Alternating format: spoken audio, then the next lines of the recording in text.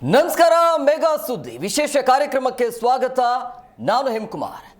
ಮನುಷ್ಯನ ಆರೋಗ್ಯ ಆಹಾರ ಮತ್ತು ಜೀವನ ಶೈಲಿಯ ಮೇಲೆ ನಿಂತಿದೆ.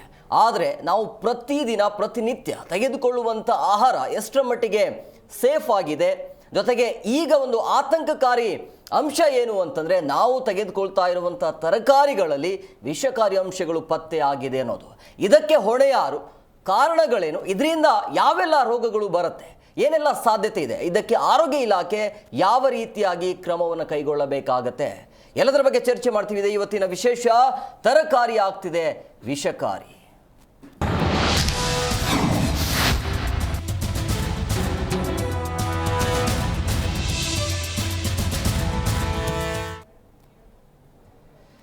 ನಾವು ಪ್ರತಿನಿತ್ಯ ಸೇವಿಸುವಂಥ ತರಕಾರಿಯಲ್ಲಿ ವಿಷಕಾರಿ ಅಂಶಗಳು ಪತ್ತೆಯಾಗಿರೋದ್ರಿಂದಾಗಿ ಸಹಜವಾಗಿ ಜನರಲ್ಲಿ ಆತಂಕ ಇರುತ್ತೆ.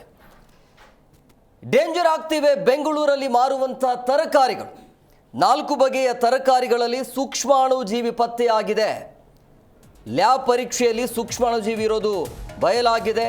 ಆಹಾರ ಸುರಕ್ಷತೆ ಮತ್ತು ಗುಣಮಟ್ಟ ಪ್ರಾಧಿಕಾರ ಪರೀಕ್ಷೆಯಲ್ಲಿ ದೃಢಪಟ್ಟಿರುವಂತೆ ಹಲವು ತರಕಾರಿ ಮತ್ತು ಹಣ್ಣುಗಳ 190 ಮಾದರಿಯ ಸಂಗ್ರಹಿಸಿ ಪರೀಕ್ಷೆಯನ್ನು ಮಾಡಲಾಗಿತ್ತು. ಆ ಪರೀಕ್ಷೆಯ ನಂತರ ಈಗ ಗೊತ್ತಾಗಿದ್ದು, ಆ ಲ್ಯಾಬ್ ಪರೀಕ್ಷೆಯಲ್ಲಿ ಪ್ರಮುಖವಾಗಿ 4 ಬಗೆಯ ತರಕಾರಿಗಳಲ್ಲಿ ಸೂಕ್ಷ್ಮಾಣುಜೀವಿ ಪತ್ತೆಯಾಗಿದೆ ಅನ್ನುವಂಥ ವಿಚಾರ. ಹಾಗಾದರೆ ಏನು ಮಾಡಬೇಕು, ಇದಕ್ಕೆ ಕಾರಣ ಏನು, ಯಾವೆಲ್ಲ ರೋಗಗಳು ಬರುತ್ತೆ, ಮುಂಜಾಗ್ರತಾ ಕ್ರಮ ಏನು, ಇದಕ್ಕೆ ಹೊಣೆ ಯಾರು ಅನ್ನೋದು ಪ್ರಮುಖವಾಗಿ.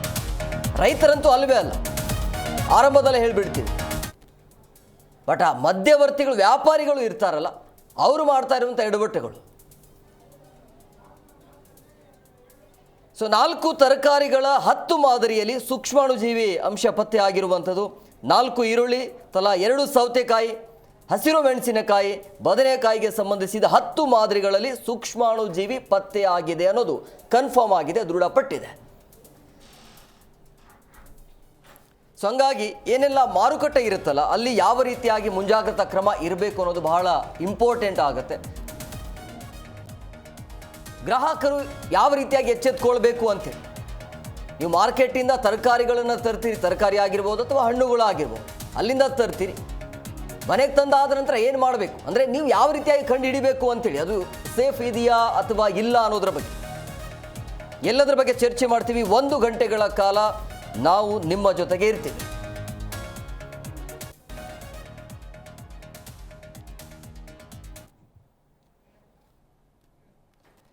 ಈ ಬಗ್ಗೆ ಮಾತನಾಡೋದಕ್ಕೆ ಅತಿಥಿ ಅವರು ಜಾಯ್ನ್ ಆಗಿದ್ದಾರೆ. ನಾನು ಅವ್ರನ್ನ ಕಾರ್ಯಕ್ರಮಕ್ಕೆ ವೆಲ್ಕಮ್ ಮಾಡ್ತೀನಿ. ಮೊದಲನೇದಾಗಿ ಡಾಕ್ಟರ್ ರಾಕೇಶ್ ಶೃಂಗೇರಿ ಅವರು, ತಜ್ಞ ವೈದ್ಯರು, ಕಾವೇರಿ ಹಾಸ್ಪಿಟಲ್ ಸರ್, ಕಾರ್ಯಕ್ರಮಕ್ಕೆ ಆತ್ಮೀಯವಾದಂಥ ಸ್ವಾಗತ. ನಮಸ್ಕಾರ ಎಲ್ಲ ವೀಕ್ಷಕರಿಗೆ. ಹಾಗೇನೆ ತಜ್ಞ ವೈದ್ಯರಾಗಿರುವಂಥ ಡಾಕ್ಟರ್ ರಾಜು ಕೃಷ್ಣಮೂರ್ತಿ ಅವರು ಸರ್, ತಮಗೂ ಕೂಡ ಕಾರ್ಯಕ್ರಮಕ್ಕೆ ಆತ್ಮೀಯವಾದಂಥ ಸ್ವಾಗತ. ನಮಸ್ಕಾರ. ಎಸ್ ರಾಜು ಸರ್, ನಾನು ನಿಮ್ಮ ಹತ್ರನೇ ಬರ್ತೀನಿ. ಈಗ ಆರೋಗ್ಯಕ್ಕೆ ತರಕಾರಿ ಲಾಭಕಾರಿ, ಆದರೆ ಇದೇ ವಿಷಕಾರಿ ಆಗಿಬಿಟ್ರೆ ಹೇಗೆ ಅಂತೇಳಿ, ಬದುಕೋದು ಹೇಗೆ ಅಂತ. ವಿಷಕಾರಿ ಅಂತ ಈಗ ಸದ್ಯಕ್ಕೆ ಬಂದ ಮಾಹಿತಿ ಪ್ರಕಾರ ಈ ಬ್ಯಾಕ್ಟೀರಿಯಾಗಳು, ಕೆಲವೊಂದು ಸೂಕ್ಷ್ಮ ಬ್ಯಾಕ್ಟೀರಿಯಾಗಳು ಕಾಣಿಸ್ಕೊಂಡಿದ್ದಾವೆ ಅಂತ ಹೇಳ್ತಾರೆ. ನೋಡಿ, ಇಲ್ಲಿ ತಪ್ಪು ಎಲ್ಲ ಆಗ್ತಾಯಿದೆ ಅಂತೇಳಿ. ಸೊ ಬ್ಯಾಕ್ಟೀರಿಯಾಗಳು, ನಮ್ಮ ದೇಹಕ್ಕೆ ಬ್ಯಾಕ್ಟೀರಿಯಾಗಳು ತುಂಬ ಅವಶ್ಯಕ. ನಾವು ತಿಂದಂಥ ಆಹಾರದ ಮುಖಾಂತರ ನಮ್ಮ ದೇಹವನ್ನು ಸೇರ್ತಕ್ಕಂಥದ್ದು ಬ್ಯಾಕ್ಟೀರಿಯಾಗಳು. ಬಟ್ ಏನಂದರೆ, ನಾರ್ಮಲ್ ಆಗಿರ್ತಕ್ಕಂಥ ಬ್ಯಾಕ್ಟೀರಿಯಾ ಬೇರೆ ಆಗುತ್ತೆ, ಬಟ್ ನಮ್ಮಲ್ಲಿ ಇನ್ಫೆಕ್ಷನ್ ಮಾಡ್ತಕ್ಕಂಥ ಒಂದು ಬ್ಯಾಕ್ಟೀರಿಯಾ ಬೇರೆ ಆಗುತ್ತೆ.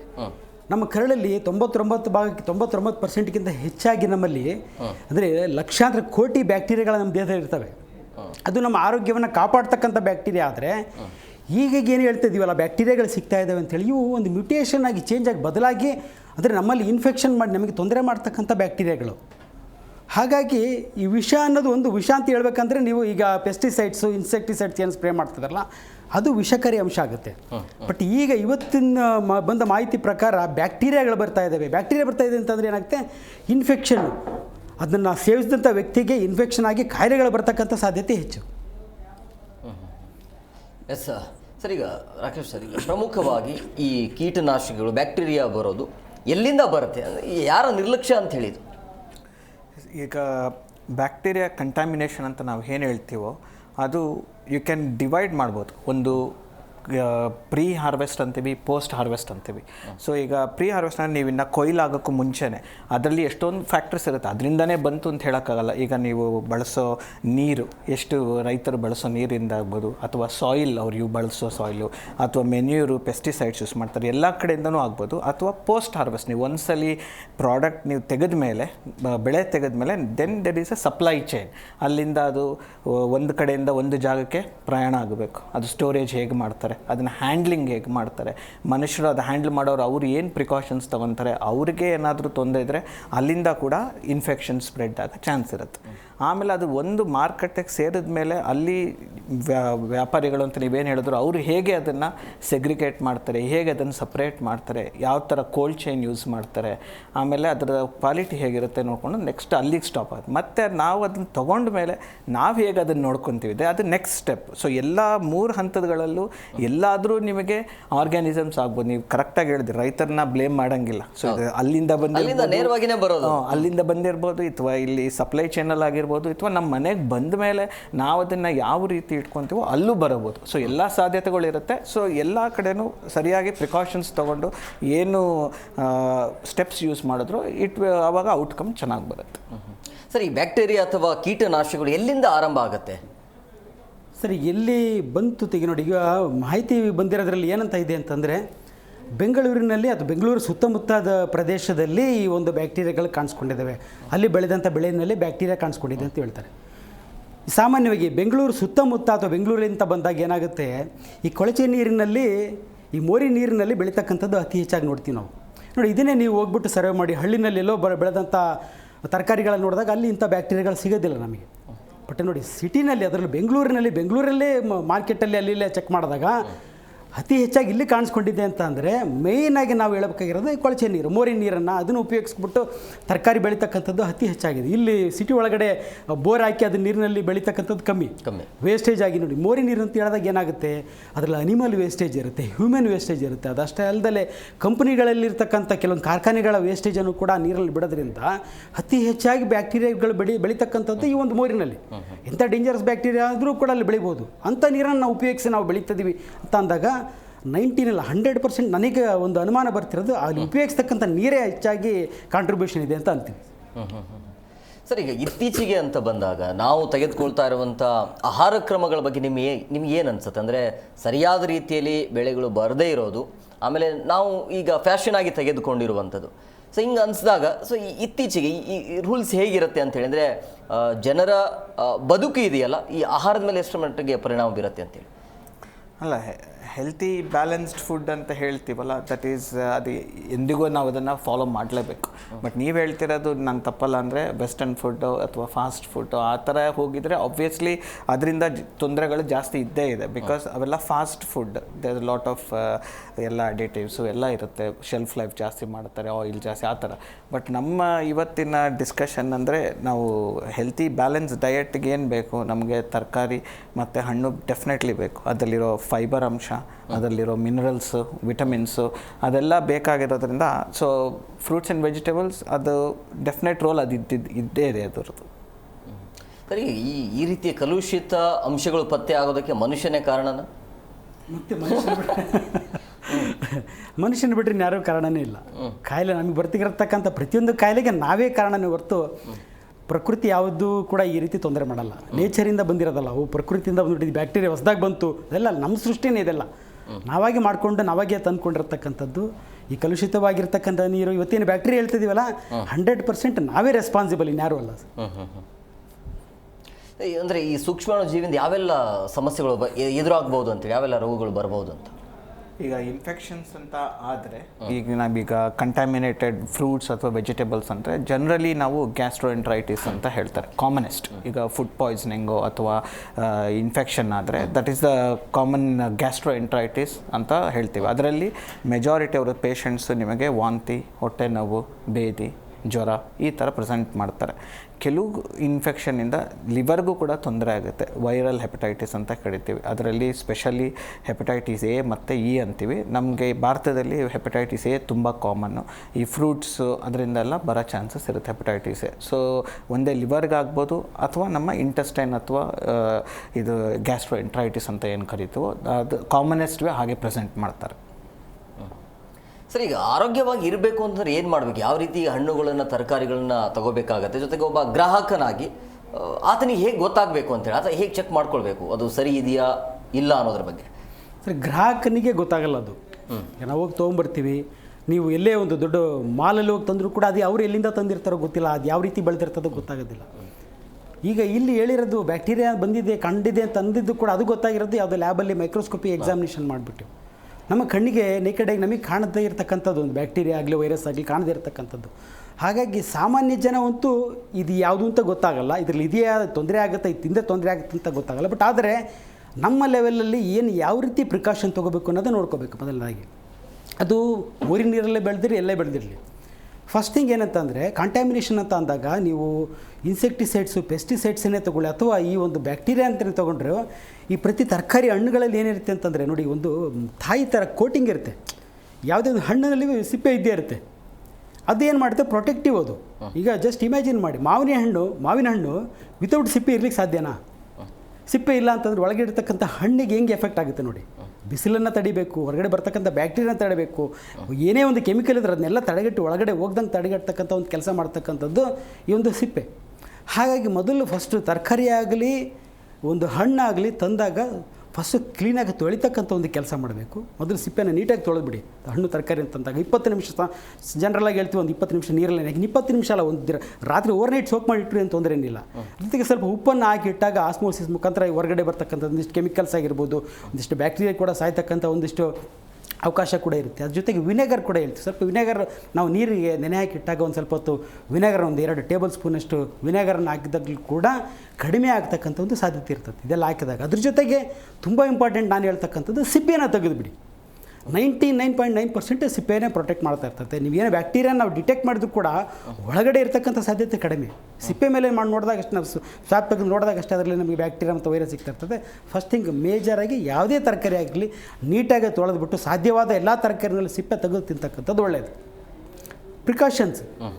ರಾಕೇಶ್ ಸರ್, ಈಗ ಈ ಪರೀಕ್ಷೆ ಮಾಡ್ತಾರಲ್ಲ ಅದು ಹೇಗಿರುತ್ತೆ? ಆ ಪ್ರೊಸೆಸ್ ಹೇಗಿರುತ್ತೆ? ಹೇಗೆ ಅದು ಲ್ಯಾಬ್ ಪರೀಕ್ಷೆ ನಡೆಯೋದು ಹೇಗೆ? ಈಗ ಅವರು ಹೇಗೆ ಐಸೋಲೇಟ್ ಮಾಡಿದ್ದಾರೆ ಅಂತ ನಮಗೆ ಎಕ್ಸಾಕ್ಟ್ ಡೀಟೇಲ್ಸ್ ಕೊಟ್ಟಿಲ್ಲ. ಬಟ್ ಈಗ ಕಲ್ಚರ್ ಅಂತ ಮಾಡ್ತಾರೆ ಮೆಜಾರಿಟಿ. ಈಗ ನಾವು ಹಾಸ್ಪಿಟ್ಲಿಗೆ ಇನ್ಫೆಕ್ಷನ್ಸ್ ಆಗಲಿ ಅದೇನಾರ ನೋಡಿದ್ರೆ ಒಂದು ಗ್ರೋತ್ ಪ್ಲೇಟ್ ಥರ ಮೀಡಿಯಮ್ ಇರುತ್ತೆ. ಅದರಲ್ಲಿ ಈಗ ನಿಮ್ಗೆ ಏನೋ ಒಂದು ಬ್ಯಾಕ್ಟೀರಿಯಾ ಇದೆ ಅನ್ನೋದಿದ್ರೆ ಅದರೊಳಗೆ ಇಟ್ಟು ಅದರಲ್ಲಿ ಏನಾದರೂ ಬೆಳೆಯುತ್ತಾ, ಆರ್ಗ್ಯಾನಿಸಮ್ ಬೆಳೆಯುತ್ತಾ. ಈಗ ಜನರಲ್ಲಾಗಿ ಏನು ಬರಬಾರದು, ಬಟ್ ಇದು ಬಂದಿದೆ ಅಂದರೆ ಎಲ್ಲೋ ಕಂಟ್ಯಾಮಿನೇಟ್ ಆಗಿದೆ ಅಥವಾ ಅದು ಕೊಳ್ತಿರೋದಾಗಲಿ ಫಂಗಸ್ ಗ್ರೋ ಆಗ್ಬೋದು, ಏನು ಬೇಕಾದ್ರೂ ಗ್ರೋ ಆಗ್ಬೋದು. ಸೊ ಒಂದು ಕಲ್ಚರ್ ಮೀಡಿಯಾ ಅನ್ನೋದರಲ್ಲಿ ಒಂದು ಬ್ಯಾಕ್ಟೀರಿಯಾಗೆ ಬೇಕಾಗಿರೋ ಎಲ್ಲ ವ್ಯವಸ್ಥೆಗಳು ಮಾಡಿರ್ತಾರೆ. ಸೊ ಅದರಲ್ಲಿ ಬೆಳೀತು ಅಂದರೆ ಅದು ಇದೆ ಅಂತ ಆಯಿತು. ಈಗ ಅದೇ ನೆಗೆಟಿವ್ ಎಷ್ಟೊಂದು ಕೇಸಸಲ್ಲಿ ನೆಗೆಟಿವ್ ಬಂದಿದೆ ಅಂತ ಅದರಲ್ಲಿ ಮಾಧ್ಯಮದಲ್ಲಿ ಬಂದಿದೆ. ಸೊ ಅದು ನೋ ಕಲ್ಚರ್ ಅಂತ. ಬಟ್ ಇದರಲ್ಲಿ ಕಲ್ಚರ್ ಐಸೋಲೇಟ್ ಮಾಡಿದ್ದಾರೆ. ಸೊ ಅಲ್ಲಿಗೆ ಇದು ಕಂಟ್ಯಾಮಿನೇಟ್ ಆಗಿದೆ ಅಂತ ಹೇಳುತ್ತೆ. ಸರ್, ಆಗಲೇ ಹೇಳಿದಾಗೆ ರೈತರಿಂದ ನೇರವಾಗಿ ಬರುತ್ತೆ, ಬೆಳೆದಿರ್ತಾರೆ ಅಲ್ಲಿಂದ ನೇರವಾಗಿ ಮಾರ್ಕೆಟ್ಗೆ ಬರುತ್ತೆ. ಅಲ್ಲಿಂದಲೇ ಆಗುವಂಥ ಎಡವಟ್ಟುಗಳು, ಇಡುವಂಥ ಜಾಗ ಸರಿ ಇರೋದಿಲ್ಲ, ಇಡುವಂಥ ಜಾಗದ ಮೇಲೇ ಮೂತ್ರ ವಿಸರ್ಜನೆ ಮಾಡುವಂಥ ಕೆಲಸ ಆಗ್ತಾ ಇದೆ. ಅದೆಲ್ಲ ಕೂಡ ಹಿಂದೆ ಕೂಡ ನಾವು ತೋರಿಸಿದ್ದೇವೆ. ಸೊ ಯಾರು ಎಚ್ಚೆತ್ಕೊಳ್ಬೇಕು ಇದನ್ನು?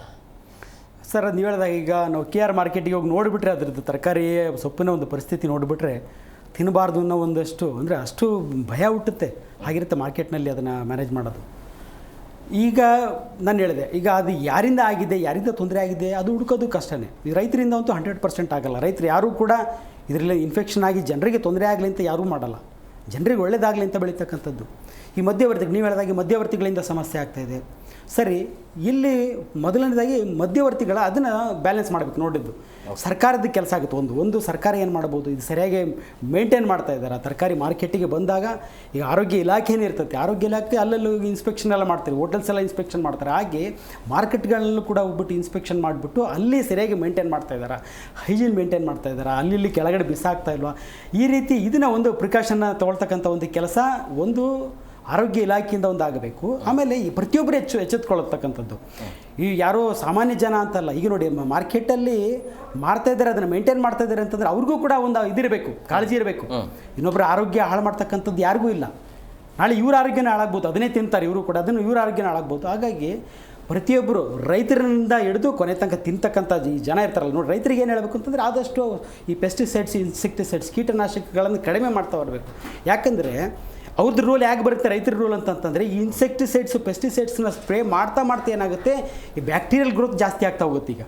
ಹಾಗಾಗಿ ಫಸ್ಟ್ ಪ್ರಿಕಾಷನು ರೈತರು ತೊಗೋಬೇಕಾಗಿರೋದು ಆದಷ್ಟು ನ್ಯಾಚುರಲ್ ಆಗಿರ್ತಕ್ಕಂಥ ಗೊಬ್ಬರನ ಯೂಸ್ ಮಾಡ್ತಕ್ಕಂಥದ್ದು, ಆರ್ಗ್ಯಾನಿಕ್ ಕೆಮಿಕಲಿಂದ ಸ್ವಲ್ಪ ಕಮ್ಮಿ ಮಾಡಿದಾಗ ಆ ರೀತಿ ಬೆಳೆದಂಥ ಆಹಾರ ತರಕಾರಿಗಳಲ್ಲಿ ಈ ರೀತಿ ಬ್ಯಾಕ್ಟೀರಿಯಾಗಳು ಸೇರೋದು ಕೂಡ ಕಡಿಮೆ ಆಗ್ತಕ್ಕಂಥ ಸಾಧ್ಯತೆ ಇರ್ತದೆ. ರೈತರು ಎಚ್ಚರಿಕೆ ತೊಗೋಬೇಕು, ಮಾರ್ತಕ್ಕಂಥ ಮಾರ್ಕೆಟ್ನಲ್ಲಿ ಮಾರ್ತಕ್ಕಂಥ ಮಧ್ಯವರ್ತಿಗಳು ಕೂಡ ತೊಗೋಬೇಕು. ಹಾಗೆ ಸರ್ಕಾರದ್ದು ಒಂದು ಜವಾಬ್ದಾರಿ ಇರುತ್ತೆ, ಆರೋಗ್ಯ ಇಲಾಖೆ ಜವಾಬ್ದಾರಿ ಇದೆ, ಜೊತೆಗೆ ಜನಸಾಮಾನ್ಯರದ್ದು ಜವಾಬ್ದಾರಿ ಇರುತ್ತೆ. ಎಲ್ಲ ತಪ್ಪು ನಡೀತಾ ಇದೆ, ಮಾರ್ಕೆಟಿಗೆ ಹೋಗಿ ಅಲ್ಲಿ ಬಿಸಾಕಿರ್ತಾರೆ, ಇದು ಮಾಡ್ತಾ ಇರ್ತಾರೆ, ಅದನ್ನು ವಿರೋಧಿಸ್ತಕ್ಕಂಥ ಕೆಲಸನೂ ಮಾಡಬೇಕು. ಅವ್ರು ಹೇಗೋ ಇದೆ ತೊಗೊಂಡು ಬಂದುಬಿಡ್ತೀವಿ ನಾವು, ಪ್ರಶ್ನೆ ಮಾಡ್ತಕ್ಕಂಥ ಕೆಲಸ ಜನಸಾಮಾನ್ಯರು ಮಾಡಬೇಕು. ಆ ಜೊತೆಗೆ ಮನೆಗೆ ತಂದಾದ ಮೇಲೆ ಯಾವ ರೀತಿ ಕಾಳಜಿ ಮಾಡಬೇಕು ಅಂತ ಹೇಳೋದಿಲ್ಲ. ಹಾಗೆ ಬೇಯಿಸ್ತೀನಿ ಆದಷ್ಟು ಹಸಿ ತರಕಾರಿಗಳನ್ನು. ಈಗಿನ ಒಂದು ಪರಿಸ್ಥಿತಿ ಜನರಲಾಗಿ ಅಡ್ವೈಸ್ ಮಾಡಿದಾಗ ಏನು ಹೇಳ್ತೀವಿ ನಾವು, ಹಸಿ ತರಕಾರಿ ತಿನ್ನಿ.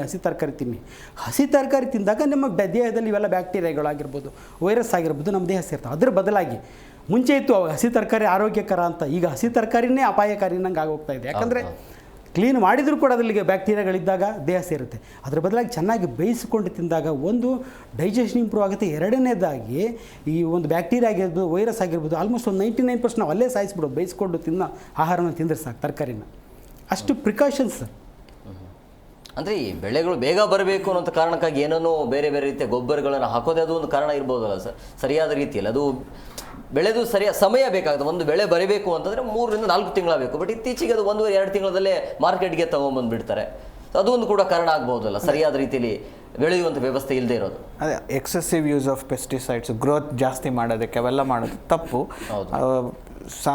ಪೇಷಂಟಾಗಿರಬೇಕು ಆ್ಯಂಡ್ ಹೆಲ್ತ್ ಇಂಪಾರ್ಟೆಂಟ್ ಆಗಿರೋದ್ರಿಂದ ಅಲ್ಲಿ ಅವ್ರ ರೈತರು ಅವರು ಮಾಡಬೇಕಾಗಿರೋ ರೆಸ್ಪಾನ್ಸಿಬಿಲಿಟೀಸು, ಅವ್ರ ಕರ್ತವ್ಯ ಅವ್ರು ನಿಭಾಯಿಸಬೇಕು. ಅದು ಸರ್ ಹೇಳ್ದಂಗೆ ಮತ್ತು ಅಲ್ಲಿಂದ ಮುಂದೆ ಟ್ರಾನ್ಸ್ಪೋರ್ಟ್ ಪ್ರೊಸೆಸ್ಸಲ್ಲಿ ಇನ್ಕ್ಲೂಡಿಂಗ್ ಜನಕ್ಕೆ ಕೈಗೆ ಸಿಕ್ಕದ ನಾವು ಕೂಡ ರೆಸ್ಪಾನ್ಸಿಬಲ್ ಇರ್ತೀವಿ. ನಾವು ಅದನ್ನು ಹೇಗೆ ಸಪ್ರೇಟ್ ಮಾಡ್ಕೊಂಡು ನಾವು ಹೇಗೆ ಚೆನ್ನಾಗಿ ಸ್ಟೋರೇಜ್ ಮಾಡಿ, ಹೆಂಗೆ ಐಸೋಲೇಟ್ ಮಾಡಿ ನಾವು ಅದನ್ನು ಹೆಂಗೆ ನೋಡ್ಕೊತೀವೋ ಅದು ಇಂಪಾರ್ಟೆಂಟ್. ಸೊ ಇದರಲ್ಲಿ ಪ್ರತಿಯೊಬ್ಬರು ಕೃಷಿಯಿಂದ, ರೈತನಿಂದ ಹಿಡಿದು ವ್ಯವಹಾರ ಮಾಡೋನಿಂದ ಹಿಡಿದು ನಾವು ಬಳಸೋರು ಯೂಸರ್ ಅಂತ ಏನು ಹೇಳ್ತೀವೋ ಎಲ್ಲರದು ಅಷ್ಟೇ ರೆಸ್ಪಾನ್ಸಿಬಿಲಿಟಿ ಇರುತ್ತೆ. ಎಫೆಕ್ಟ್ ಆಗ್ತಾ ಇರೋದು ಗ್ರಾಹಕರಿಗೆ, ಪಾಪ ಅವ್ರಿಗೆ ಏನು ಗೊತ್ತಾಗ್ತಾ ಇಲ್ಲಲ್ಲ. ಹಂಗಾಗಿ ಅಂದರೆ ಎಷ್ಟು ಸೇಫ್ ಸರ್, ಈಗ ಒಂದು ನೇರವಾಗಿ ರೈತರಿಂದ ಮಾರ್ಕೆಟ್ಗೆ ಬರಬೇಕಾದ್ರೆ ತರಕಾರಿ ಆಗಿರ್ಬೋದು ಅಥವಾ ಹಣ್ಣುಗಳಾಗಿರ್ಬೋದು, ಎಷ್ಟು ದಿನಗಳ ಕಾಲ ಅದು ಸೇಫ್ ಆಗಿರುತ್ತೆ, ತಗೋಬಹುದು ಅಂತ? ಅಲ್ಲ, ಶೆಲ್ಫ್ ಲೈಫ್ ಅನ್ನೋದು ಎಲ್ಲದಕ್ಕೂ ಭಾಳ ಬೇರೆ ಇರುತ್ತೆ. ಕೆಲವು ತರಕಾರಿ ನೀವೀಗ ರೂಟ್ಸ್, ಈಗ ಆಲೂಗಡ್ಡೆ ಆಗಲಿ ಅಥವಾ ಜಿಂಜರ್ ಆಗಲಿ ಸ್ವಲ್ಪ ನಿಮಗೆ ಶೆಲ್ಫ್ ಲೈಫ್ ಜಾಸ್ತಿ ಇರುತ್ತೆ. ಅದೇ ಮೃದುವಾದ ಫ್ರೂಟ್ಸ್ ಆಗಲಿ, ವೆಜಿಟೇಬಲ್ಸ್ ಆಗಲಿ ಅದು ಅಷ್ಟು ದಿನ ಇರೋದಿಲ್ಲ. ಸೊ ಪ್ರತಿಯೊಂದೊಂದು ತರಕಾರಿ ಅಥವಾ ಫ್ರೂಟ್ಗೆ ಅದರದ್ದೇ ಶೆಲ್ಫ್ ಲೈಫ್ ಅಂತ ಇರುತ್ತೆ. ನಮಗೆ ಆ್ಯಸ್ ಎ ಸಾಮಾನ್ಯ ಮನುಷ್ಯರು ಏನು ಮಾಡ್ಬೋದು, ನಿಮಗೆ ಫಿಸಿಕಲ್ ಅಪಿಯರೆನ್ಸ್ ಏನಿರುತ್ತೋ ಅದು ಒಂದು ಐಡಿಯಾ ಕೊಡುತ್ತೆ. ನಿಮಗೆ ನೋಡೋದ್ರಲ್ಲೇ ಎಷ್ಟೊಂದು ಸಲ ಗೊತ್ತಾಗುತ್ತೆ ಇದು ಹೋಗಿದೆಯಾ ಈ ತರಕಾರಿ ಅಥವಾ ಇದು ಕೊಳ್ತಿದೆಯಾ. ಸೊ ಅದು ಫಸ್ಟ್ ಅಲ್ಲಿ ಯು ಸ್ಟಾರ್ಟ್ ವಿತ್ ಫಿಸಿಕಲ್. ಮತ್ತು ಮುಟ್ಟು ನೋಡ್ತೀರಾ ಮೆತ್ತಗಾಗಿದೆಯಾ, ಹಂಗೆಲ್ಲ ಆದಾಗ ನಿಮಗೆ ಗೊತ್ತಾಗುತ್ತೆ ಇದು ಸರಿ ಇಲ್ಲ ಅಂತ. ಅಲ್ಲಿ ಆವಾಗ ಬಿಟ್ಟು ಅದನ್ನು ತೆಗಿಬೇಕು. ಆಮೇಲೆ ಅಪಿಯರೆನ್ಸು ಅದೆರಡು ಆದಮೇಲೆ ಇನ್ನು ನೆಕ್ಸ್ಟ್ ವಾಶ್ ಮಾಡಿ ನೀರಂಶ ಇಲ್ದಂಗೆ ನೋಡ್ಕೋಬೇಕು. ಈಗ ನೀರಂಶ ಮಾಯಿಶ್ಚರ್ ಕಂಟೆಂಟ್ ಇದ್ದ ತಕ್ಷಣವೇ ಈ ಫಂಗಸ್ ಆಗಲಿ ಬೇರೆ ಆರ್ಗ್ಯಾನಿಸಮ್ಸ್ ಆಗಲಿ ಅವೆಲ್ಲ ಬರೋದಕ್ಕೆ ಅದೊಂದು ಮೀಡಿಯಾ ಅದು. ಸೊ ಆದಷ್ಟು ನಾವು ತರಕಾರಿ ಮತ್ತು ಫ್ರೂಟ್ಸ್ನ ಡ್ರೈ ಆಗಿ ಇಡಬೇಕು. ಆಮೇಲೆ ನೀವು ಸ್ವಲ್ಪ ಶೆಲ್ಫ್ ಲೈಫ್ ಅಂದರೆ ಫ್ರಿಜ್ಜಲ್ಲಿ ಇಡೋದ್ರಿಂದ, ರೆಫ್ರಿಜರೇಟ್ರಲ್ಲಿ ಇಡೋದ್ರಿಂದ ಇನ್ನೂ ಸ್ವಲ್ಪ ದಿನ ಇರುತ್ತೆ. ಬಟ್ ಅಲ್ಲೂ ಕೂಡ ನೀವು ನೋಡಬೇಕು, ಅಲ್ಲಿ ಇಟ್ಟಿದ್ದ ಮಾತ್ರಕ್ಕೆ ಎಲ್ಲ ಸರಿ ಇರಲ್ಲ, ಅದ್ರ ಟೆಂಪ್ರೇಚರ್ ಸರಿ ಇರಲ್ಲ, ಒಂದೊಂದ್ಸಲಿ ಕರೆಂಟ್ ಇರಲ್ಲ, ಎಲ್ಲ ಎಷ್ಟೊಂದು ಫ್ಯಾಕ್ಟರ್ಸ್ ಆಗುತ್ತೆ. ಸೊ ನೀವು ನೋಡಿ ಅನುಮಾನ ಇದ್ದಿದ್ದಲ್ಲಿ ಬಳಸದಲ್ಲೇ ಇರೋದು ಫಸ್ಟ್. ಅದು ಪ್ರಿಕಾಷನ್ ಇಸ್ ಆಲ್ವೇಸ್ ಬೆಟರ್ ಅಂತಾರಲ್ಲ ಆ ಥರ. ಇಲ್ಲ ಅಂದರೆ ಅದು ನಮಗೆ ಚೆನ್ನಾಗಿದೆ ಅಂದರೆ ಸರ್ ಹೇಳ್ದಾಗೆ ಬೇಯಿಸ್ಕೊಂಡು ಬೇಯಿಸೋದ್ರಿಂದ ಅಥವಾ ಚೆನ್ನಾಗಿ ವಾಶ್ ಮಾಡಬೇಕು. ವಾಷಿಂಗ್ ಒಂದು ರನ್ನಿಂಗ್ ವಾಟ್ರಲ್ಲಿ ವಾಶ್ ಮಾಡೋದ್ರಿಂದ ಆಲ್ಮೋಸ್ಟ್ 90% ಕ್ಲಿಯರ್ ಆಗುತ್ತೆ. ಅದು ಚೆನ್ನಾಗಿ ರಬ್ ಮಾಡಿ ವಾಶ್ ಮಾಡಿ ಡ್ರೈ ಮಾಡಿ ನೀವು ಮಾರ್ಕೆಟಿಂದ ತಂದ ಮೇಲೆ ಒಳಗಿಟ್ರೆ ನಿಮ್ಗಿನ್ನ ಶೆಲ್ಫ್ ಲೈಫ್ ಸ್ವಲ್ಪ ಜಾಸ್ತಿ ಬರುತ್ತೆ. ಬಟ್ ಯಾವತ್ತೇ ಆಗಲಿ ನೀವು ಕಣ್ಣಲ್ಲಿ, ನೀವು ಮುಟ್ಟಲ್ಲಿ ಅದರಲ್ಲೇ ನಿಮಗೆ ಗೊತ್ತಾಗುತ್ತೆ. ಇನ್ನು ನಾವಿನ್ನೇನು ಲ್ಯಾಬ್ ಥರ ನಾವೇನು ಮನೇಲಿ ಮಾಡೋಕ್ಕಾಗಲ್ಲ. ಸೊ ನಮ್ದೇನಿದ್ರು ನೋಡಿ ಅನುಭವಿಸಿದ್ರೆ ನೀವು ಮುಟ್ಟೋದ್ರಿಂದ ಒಂದು ಐಡಿಯಾ ಬರುತ್ತೆ. ಅದ್ರ ಪ್ರಕಾರ ಪ್ರಿಕಾಷನ್ಸ್ ತೊಗೋಬೇಕು. ಸರ್, ನೀವು ಆಗಲೇ ಹೇಳಿದ್ರಿ ಕಲುಷಿತ ನೀರಿನಿಂದಾಗಿ ತರಕಾರಿಗಳನ್ನು ಬೆಳೆಯಲಾಗ್ತದೆ, ಅದೊಂದು ಕೂಡ ಆರೋಪ ಆಗಿದೆ ಅಂತ. ಯಾರು ಎಚ್ಚೆತ್ಕೊಳ್ಬೇಕು? ಸೊ ಎಚ್ಚೆತ್ಕೊಳ್ಬೇಕು ಅಂತಂದರೆ ಈಗ ಜನಸಾಮಾನ್ಯರಿಗೆ ಗೊತ್ತಾಗೋದಿಲ್ಲ ಅದು ಯಾವ ನೀರಲ್ಲಿ ಬೆಳೆದಿದ್ದಾರೋ, ಎಲ್ಲೇ ತೊಗೊಂಡೋಗಿಟ್ರು ಇಲ್ಲ ಇದು ಹಳ್ಳಿಯಿಂದ ತಂದಿದ್ದು ಅಂದರೆ ಅದನ್ನೇ ಅಂದ್ಕೊಂಡು ತಿನ್ನಬೇಕಾಗತ್ತೆ. ಇಲ್ಲಿ ಎಚ್ಚೆತ್ಕೊಳ್ಬೇಕಾಗಿರ್ತಕ್ಕಂಥದ್ದು ಅದನ್ನು ಆ ರೀತಿ ಬೆಳೀತಕ್ಕಂಥ ಜನ. ಹೇಳಿದೆ ಈ ಸಿಟಿಗಳ ಸುತ್ತಮುತ್ತ ಎಲ್ಲಿ ನೀರು ಕೊಳಚೆ ನೀರು ಸಿಗುತ್ತೋ ಅಲ್ಲಿ ಬೆಳೀತಾ ಇರ್ತಾರೆ. ಅವರು ವಿಚಾರ ಮಾಡಬೇಕು, ಈ ರೀತಿ ಬೆಳೆಬಾರ್ದು, ಈ ರೀತಿ ಬೆಳೆಯೋದ್ರಿಂದ ಜನರ ಆರೋಗ್ಯಕ್ಕೆ ತೊಂದರೆ ಆಗುತ್ತೆ. ಆಮೇಲೆ ಸರ್ಕಾರನೂ ಕೂಡ ಈ ರೀತಿ ಅಬ್ಸರ್ವೇಷನ್ ಮಾನಿಟರ್ ಮಾಡ್ತಾ ಇರಬೇಕು. ಯಾವ ನೀರನ್ನು ಇಂಥ ಮೋರಿನ ನೀರನ್ನೆಲ್ಲ ಮಿಸ್ಯೂಸ್ ಆಗ್ತಾ ಇದೆಯಾ, ಈ ಸರ್ಕಾರ ಏನು ಮಾಡೋದು ನೋಡಿ, ಈ ರೀತಿ ಮಿಸ್ಯೂಸ್ ಆಗದಾಗಿ ಕೂಡ ಮಾಡ್ಬೋದು. ಈ ಮೋರಿ ನೀರು ಆ ರೀತಿ ಉಪಯೋಗಿಸ್ತಿದ್ದಾರೆ ಅಂತಂದರೆ ಅದಕ್ಕೆ ಏನಾದರೂ ಬ್ಯಾರಿಯರ್ ಮಾಡಬೇಕು, ಅದಕ್ಕೆ ಒಂದು ಕವರ್ ಮಾಡ್ತಕ್ಕಂಥದ್ದು. ಆ ನೀರನ್ನು ಯೂಸ್ ಮಾಡ್ತಕ್ಕ ಅದು ಅಲ್ಲಿ ಪ್ರಾಣಿಗಳು ಓಡಾಡಿದಾಗೆ, ಅಲ್ಲಿ ಇವತ್ತು ಮೋರಿನಲ್ಲಿ ನೋಡಿದರೆ ಪ್ರಾಣಿಗಳು ಹಂದಿಗಳೆಲ್ಲ ಓಡಾಡ್ತಾ ಇರ್ತವೆ, ಅದಕ್ಕೆಲ್ಲದಕ್ಕೂ ಅವಕಾಶ ಕೊಡಬಾರ್ದು. ಸೊ ಇದೇ ಕಾಂಟ್ಯಾಮಿನೇಷನ್, ಅನಿಮಲ್ ಕಾಂಟ್ಯಾಮಿನೇಷನ್ ಆಗುತ್ತೆ, ಅನಿಮಲ್ ಫೀಸಸ್ ಕಾಂಟ್ಯಾಮಿನೇಷನ್. ಇದರಿಂದನೇ ಬ್ಯಾಕ್ಟೀರಿಯಾಸ್ ಆಗಲಿ, ಪ್ರೋಟೋಜೋವನ ಇವತ್ತೇನು ವರ್ಮ್ ಇನ್ಫೆಸ್ಟೇಷನ್ ಹೇಳ್ತೀವಲ್ಲ, ಇದೆಲ್ಲ ಕೂಡ ಅಗೇನ್ ಮತ್ತು ತರಕಾರಿಯಿಂದನೇ ಬರ್ತಾ ಇರೋದು. ಅದು ಕೂಡ ಮೋರಿ ನೀರಲ್ಲಿ ಬೆಳೆದಂಥ ತರಕಾರಿ ನೀರಿಂದ ಬರ್ತಾ ಇದೆ. ಸೊ ಮೊದಲನೇದಾಗಿ ಬೆಳೀತಕ್ಕಂಥವರಿಗೆ ಒಂದು ರಿಕ್ವೆಸ್ಟ್ ಮಾಡಬೇಕು, ಇಲ್ಲ ಆ ರೀತಿ ಬೆಳಿಬೇಡಿ, ಈ ರೀತಿ ತೊಂದರೆ ಆಗ್ತಿದೆ ಅಂತಕ್ಕಂಥದ್ದು ಅವರಿಗೆ ಒಂದು ಸರಿಯಾದ ಮಾಹಿತಿ ಕೊಡಬೇಕು. ಅವ್ರಿಗೆ ಏನು ಅನ್ಸಲ್ಲ, ಇಲ್ಲ ಏನಾಗುತ್ತೆ ಬಿಡಿ ಎಲ್ಲ ನೀರು ಒಂದೇ ಅಂತ ಅಂತಕ್ಕಂಥದ್ದು ಇರುತ್ತೆ. ಅವರಿಗೆ ಒಂದು ತಿಳುವಳಿಕೆ ಜ್ಞಾನ ಕೊಡ್ತಕ್ಕಂಥದ್ದು, ಆರೋಗ್ಯದ ಮಾಹಿತಿ ಕೊಡ್ತಕ್ಕಂಥ ಒಂದು ಕೆಲಸ ಮಾಡಬೇಕು. ಬೆಳಿಬೇಡ್ರಿ ಅಂತ ಹೇಳೋದಲ್ಲ, ಬೆಳೆದಿರ್ತಾರೆ ಈ ಬೆಳೆದ್ರೆ ಏನು ತೊಂದರೆ ಆಗುತ್ತೆ, ಯಾವ ರೀತಿ ಸಮಸ್ಯೆ ಆಗುತ್ತೆ ಅನ್ನೋದನ್ನು ಬೆಳೆಯುವಂಥವ್ರಿಗೆ ಮಾಹಿತಿ ಕೊಡೋದ್ರ ಜೊತೆಯಾಗಿ ಸರ್ಕಾರ ಆ ರೀತಿ ಆ ನೀರನ್ನು ಮಿಸ್ಯೂಸ್ ಆಗದಾಗ ನೋಡ್ಕೋಬೇಕು. ಅದು ಯಾವ ರೀತಿ ಪ್ರೊಸೆಸಿಂಗ್ ಮಾಡಬೇಕು, ಅದು ಯಾರಿಗೂ ಕೂಡ ಅದನ್ನು ತೊಗೊಳ್ಳಿಕ್ಕೆ ಆಗದಾಗೆ ಅದನ್ನು ಒಂದು ಬ್ಯಾರಿಯರನ್ನು ಕ್ರಿಯೇಟ್ ಮಾಡಬೇಕು. ಇನ್ನು ಜನಸಾಮಾನ್ಯರ ಕೈಯಲ್ಲಿ ಆದಷ್ಟು ನಿಮಗೆ ನಂಬಿಕೆ ಇರೋರ ಮೇಲೆ ಅಂಥ ಕಡೆಯಿಂದ ತೊಗೊಂಡ್ರೆ ಆಯಿತು.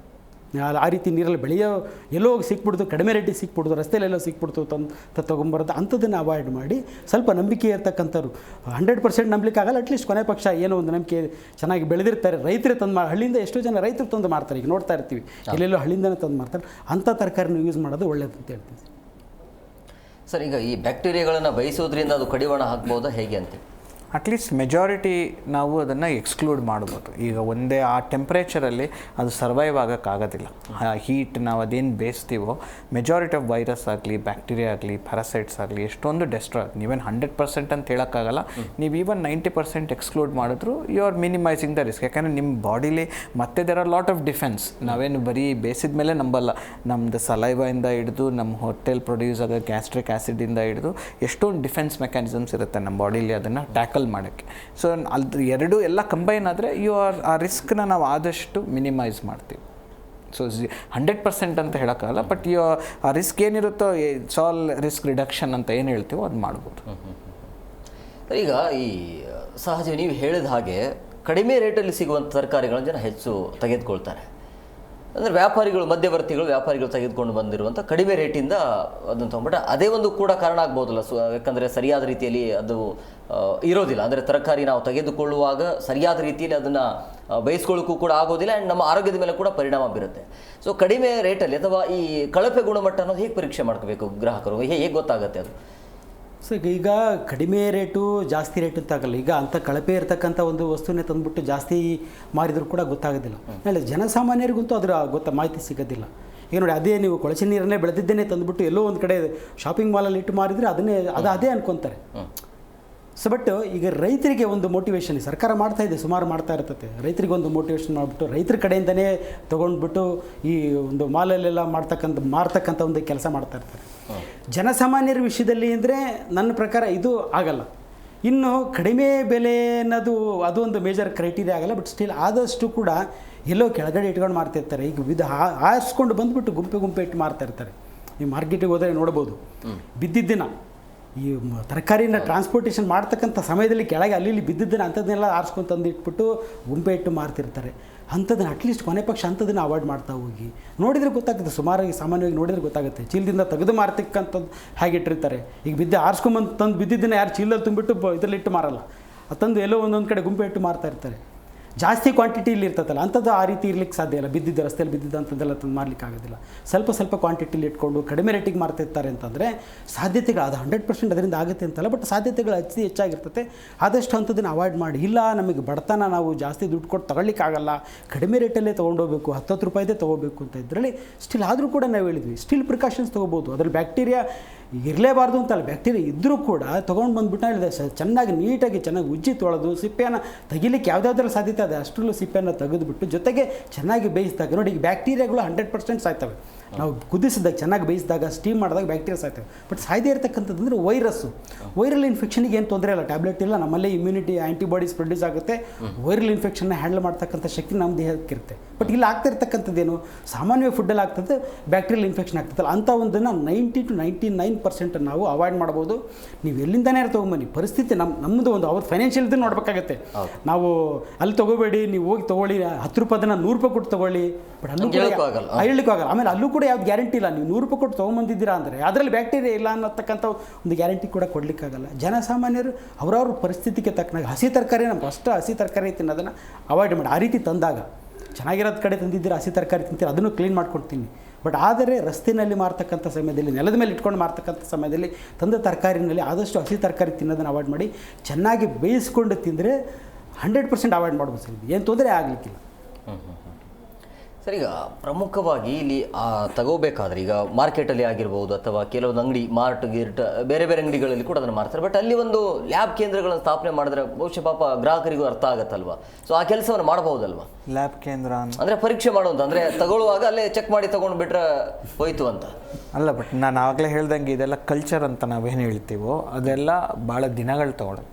24 hours 48 hours ಅಂತ. ನೀವು ಆ ಥರ ಇಮಿಡಿಯೇಟಾಗಿ ಚೆಕ್ ಮಾಡಿಬಿಟ್ಟು ಈ ಚೆನ್ನಾಗಿದೆ ಅಂತ ತೊಗೊಳಕ್ಕೆ ಆ ಥರ ಯಾವುದೂ ಟೆಸ್ಟ್ಗಳಿರಲ್ಲ. ನಾನು ಅವಾಗ ಹೇಳಿದಾಗ ಅಪಿಯರೆನ್ಸ್ ನಮ್ಮ ಕೈಯಲ್ಲಿರೋದು ಅಂದರೆ ಅಪಿಯರೆನ್ಸ್ ನೋಡ್ಬೋದು, ಅವ್ರು ಇಟ್ಟಿರೋ ಸುತ್ತಮುತ್ತ ಹೈಜಿನ್ ಹೇಗಿದೆ. ಈಗ ಒಂದು ಅಂಗಡಿಗೆ ಹೋಗ್ತೀರಾ, ಹಾಪ್ಕಾಮ್ಸ್ಗೆ ಹೋಗ್ತೀರಾ, ಯಾವುದೋ ಒಂದು ಅಂಗಡಿಗೆ ಹೋಗ್ತೀರಾ, ಅದು ಅವರು ಯಾವ ಮಟ್ಟಕ್ಕೆ ಇಟ್ಟಿದ್ದಾರೆ, ಬೇರೆ ತರಕಾರಿಗಳೆಲ್ಲ ಯಾವ ಕಂಡೀಷನಲ್ಲಿದೆ, ನಿಮಗೊಂದು ಐಡಿಯಾ ಕೊಡುತ್ತೆ. ಇವರು ಫ್ರೆಶ್ ಆಗಿ ಇಡ್ತಾರೋ, ಎಷ್ಟೋ ದಿವಸದಿಂದ ಇದೆಯೋ, ಎಲ್ಲಿಂದ ಬರುತ್ತೆ ಇವರಿಗೆ ಸೋರ್ಸು, ಒಂದು ಐಡಿಯಾ ಕೊಡುತ್ತೆ. ಈಗ ಸರ್ ಹೇಳ್ದಂಗೆ ನೆಲದ ಮೇಲೆ ಕುತ್ಕೊಂಡು ಎಲ್ಲಿಂದ ಬಂದಿರುತ್ತೆ, ಸಣ್ಣ ಸಣ್ಣ ಸ್ವಲ್ಪ ಇಟ್ಕೊಂಡಕ್ಕೂ ಒಂದು ಅಂಗಡಿಲಿ ಎಲ್ಲ ಚೆನ್ನಾಗಿ ಕ್ಲೀನ್ ಮಾಡಿ ಜೋಡಿಸಿ, ಅದರಿಂದಲೂ ನಮ್ಮ ಇನ್ಫೆಕ್ಷನ್ ರಿಸ್ಕ್ ಕಮ್ಮಿ ಆಗುತ್ತೆ. ಸೊ ಅದೊಂದು ಐಡಿಯಾ ಕೊಡುತ್ತೆ. ನಾವು ಅಲ್ಲೇ ಒಂದು ಸ್ಪಾಟಲ್ಲಿ ಒಂದು ಟೆಸ್ಟ್ ಮಾಡಿಬಿಟ್ಟು ನೀವು ತಗೊಳ್ಳೋದಕ್ಕೆ ಇನ್ನೂ ಅಷ್ಟು ಅಡ್ವಾನ್ಸ್ಮೆಂಟ್ಸ್ ಇನ್ನೂ ಬಂದಿಲ್ಲ. ಎಸ್, ಮಾತಾಡೋಣ. ಮತ್ತೊಬ್ಬರಿಗೆ ಜಾಯ್ನ್ ಆಗಿದ್ದಾರೆ, ವೆಲ್ಕಮ್ ಮಾಡಿಬಿಡ್ತೀನಿ. ಆಹಾರ ತಜ್ಞರಾಗಿರುವಂಥ ಡಾಕ್ಟರ್ ಪದ್ಮಾಕ್ಷಿ ಮೇಡಮ್ ಅವರು. ಮೇಡಮ್, ಕಾರ್ಯಕ್ರಮಕ್ಕೆ ಆತ್ಮೀಯವಾದಂಥ ಸ್ವಾಗತ. ನಮಸ್ಕಾರ ಮೇಡಮ್. ಈಗ ಸಹಜವಾಗಿ ನಾವು ಆರೋಗ್ಯವಾಗಿ ಇರಬೇಕು ಅಂತಂದರೆ ನಾವು ತೆಗೆದುಕೊಳ್ಳುವಂಥ ಆಹಾರ ಬಹಳ ಇಂಪಾರ್ಟೆಂಟ್ ಆಗುತ್ತೆ. ಬಟ್ ಅದೇ ಆಹಾರ ವಿಷಕಾರಿ ಆಗಿಬಿಟ್ರೆ ಬದುಕೋದು ಹೇಗೆ ಅನ್ನುವಂಥ ಪ್ರಶ್ನೆ ಸಹಜವಾಗಿ ಹುಟ್ಕೊಳ್ತಾ ಇದೆ. ಏನು ಮಾಡಬೇಕು ಅಂತ? ಹೌದು, ಮನುಷ್ಯನಿಗೆ ಬೇಕಾಗಿರೋದು ಆಹಾರ, ನಿದ್ದೆ, ನೀರು, ಇವೆಲ್ಲವೂ ಶುದ್ಧವಾಗಿರ್ಬೇಕು ಅನ್ನೋದನ್ನ ನಾವೆಲ್ಲರೂ ಬಯಸ್ತೀವಿ. ಹಾಗಂತ ಈಗ ಎಲ್ಲರೂ ತುಂಬಾ ಅದ್ಭುತವಾಗಿ ಇನ್ಫಾರ್ಮೇಶನ್ ಕೊಡ್ತಾ ಇದ್ರು. ನಾವು ತಗೊಳ್ಳುವಂತಹ ವಸ್ತುಗಳನ್ನ ನಾವು ನೋಡಿ ತಗೊಂಡಾಗ ಸಮಸ್ಯೆ ಏನು ಆಗಲ್ಲ. ಈಗ ನಾವು everybody wants instant food, instant ಎಲ್ಲೋ ಸಿಕ್ಕಿದ ತಕ್ಷಣ ತಂದು ತಿನ್ಬೇಕು ಅಂದಾಗಲೇ ಸಮಸ್ಯೆಗಳಾಗೋದು. ಮನೆಯಲ್ಲಿ ತಂದು ನೀಟಾಗಿ ಕ್ಲೀನ್ ಮಾಡಿ ಚೆನ್ನಾಗಿ ಬೇಯಿಸಿ ತಿಂದಾಗ ಈ ತರ ಸಮಸ್ಯೆಗಳಾಗಲ್ಲ. ಸೊ ಹಾಗಾಗಿ ನಮ್ಮ ಆರೋಗ್ಯ ಚೆನ್ನಾಗಿರ್ಬೇಕು ಅನ್ನೋದು ನಮ್ಮ ಅಂಗೈಯಲ್ಲಿದೆ. ನಾವು ಯಾವ ರೀತಿ ಅದನ್ನ ಮ್ಯಾನೇಜ್ ಮಾಡ್ತೀವಿ ಅನ್ನೋದು ತುಂಬಾ ಇಂಪಾರ್ಟೆಂಟ್ ಆಗುತ್ತೆ. ಹೆಸರು ಹೇಳ್ತಾ ಇದ್ರು, ರಸ್ತೆ ಮಧ್ಯದಲ್ಲಿ ಮಾರ್ತಿರ್ತಾರೆ, ಯಾವ್ದೋ ತರದ ನೀರುಗಳನ್ನ ಹಾಕಿ ಬೆಳೆದಿರ್ತಾರೆ, ಏನೋ ಆಗಲ್ಲ ಬಿಡಿ ಅಂತೆಲ್ಲ ಅನ್ಕೊಂತಾರೆ ಅಂತ. ಆಸ್ ಹಿ ಆಲ್ರೆಡಿ ಮೆನ್ಷನ್ಡ್, ಇದೆಲ್ಲ ಕಲ್ಚರಲ್ ಇದು ಅವ್ರ ಜನರ ತಲೆ ಒಳಗಡೆ ಬರ್ಬೇಕು. ಇಲ್ಲ, ಇದು ಬರೀ ಕನ್ಸ್ಯೂಮರ್ ಅಲ್ಲ, ಅದನ್ನ ಬೆಳೆಯೋರು ಸಹ ಮತ್ತೆ ಅದನ್ನ ಮಾರೋರು ಸಹ ಸರಿಯಾದ ಕ್ವಾಲಿಟಿಯಲ್ಲಿ ಮೈಂಟೈನ್ ಮಾಡಿದ್ರೆ ಈ ತರದ ಸಮಸ್ಯೆಗಳು ಆಗಲ್ಲ. ಈ ವಿಷಕಾರ ಆಯ್ತು ಅಂತ ಹೇಳಿದ್ರೆ ಇದು ಯಾವ್ದೋ ಒಂದು ವ್ಯಕ್ತಿ ಇಂಡಿವಿಜುವಲ್ ಆಗಿ ತಂದು ಏನೋ ಮಾಡ್ಬಿಟ್ರು ಅನ್ನೋದಲ್ಲ. ಇದು ಎಲ್ಲಿಂದನೋ it's a chain. Food chain ಅಲ್ಲಿ ಎಲ್ಲರೂ from the top to bottom and ಮೇಲಿಂದ ಕೆಳಗಡೆವರೆಗೂ ಸಹ ಎಲ್ಲರೂ ಸರಿಯಾದ ರೀತಿಯಲ್ಲಿ ಮ್ಯಾನೇಜ್ ಮಾಡಿದ್ರೆ ಈ ತರದ ಸಮಸ್ಯೆಗಳು ಆಗ. ಈಗ ನಾವು ಊಟ, ಕ್ವಾಲಿಟಿ ಊಟ ಬೇಕೇ ಬೇಕು. ನೀವು ತರಕಾರಿ ತಿನ್ನಿ, ಅದಾದ ನಂತರ ನೀವು ಫ್ರೂಟ್ಸ್ ಅನ್ನ ತಗೊಳ್ಳಿ ಅಂತ ಹೇಳ್ತೀವಿ. ಅದ್ರಲ್ಲೇ ಈ ತರದ ಒಂದು ಮೈಕ್ರೋ ಆರ್ಗಾನಿಸಮ್ಸ್ ಇರ್ತವೆ ಅಂತ ಹೇಳಿದಾಗ ಗೊತ್ತೇ ಇರಲ್ಲ, ಕನ್ಸ್ಯೂಮ್ ಮಾಡ್ಬಿಟ್ಟಿರ್ತಾರೆ, ಅವ್ರಿಗೆ ಸಮಸ್ಯೆ ಆಗತ್ತೆ. ಸೊ ಹಾಗಾಗಿ ನೀವು ಕನ್ಸ್ಯೂಮ್ ಮಾಡ್ಬೇಕಾದ್ರೂ ನೋಡ್ಕೊಂತೀನಿ. ಸುಮ್ನೆ ಹಂಗೆ ತಿನ್ನೋದನ್ನು ನಾಟ್ ಅಕ್ಸೆಪ್ಟಬಲ್. ನಾವ್ ಎಲ್ಲದಕ್ಕೂ ನಾವ್ ಇನ್ನೊಬ್ರನ್ನ ಬ್ಲೇಮ್ ಮಾಡೋದ್ರ ಬದಲು ಈಗ ಎಲ್ಲೋ ಹೋಗಿ ಟೆಸ್ಟ್ ಮಾಡ್ಕೊಂಡು ತಗೊಳ್ಳೋದು, ಮತ್ತೆ ಯಾವ್ದಕ್ಕಾದ್ರು ರೂಲ್ಸ್ ಅಂಡ್ ರೆಗ್ಯುಲೇಷನ್ಸ್ ತರಬೇಕು, ಸರಿಯಾಗಿರೋದನ್ನ ಮಾಡ್ಬೇಕು ಅಂತ ಎಲ್ಲವೂ ಇದೆ. ಆದ್ರೆ ಎಲ್ಲೋ ಒಂದ್ ಕಡೆ ಅದು ಫಾಲೋ ಆಗಿಲ್ಲ. ಸೊ ಹಾಗಾಗಿ ನಾನ್ ಆರೋಗ್ಯವಾಗಿ ಇರ್ಬೇಕು ಅಂತ ಹೇಳಿದ್ರೆ ನನ್ನ ಆರೋಗ್ಯ ನನ್ನ ಕೈಯಲ್ಲಿರುತ್ತೆ. ಸೊ ನಾನು ಕ್ವಾಲಿಟಿಯನ್ನ ಸೆಲೆಕ್ಟ್ ಮಾಡಿ, ಈಗ ತರುವಂತ ತರಕಾರಿಯನ್ನ ನೀಟಾಗಿ ಕ್ಲೀನ್ ಮಾಡಿ, ಸೆಗ್ರಿಗೇಟ್ ಮಾಡಿ, ಚೆನ್ನಾಗಿ ಕುದಿಸಿ ಕಾಯಿಸಿ ತಿಂದ್ರೆ ಏನು ಸಮಸ್ಯೆಗಳಾಗಲ್ಲ. ಸೊ ನಾನು ಏನ್ ಹೇಳೋದಂದ್ರೆ ನಿಮ್ ಕೈಯಲ್ಲೇ ಇದೆ, ಸೊ ಅದನ್ನ ನೀವು ಮ್ಯಾನೇಜ್ ಮಾಡಿ.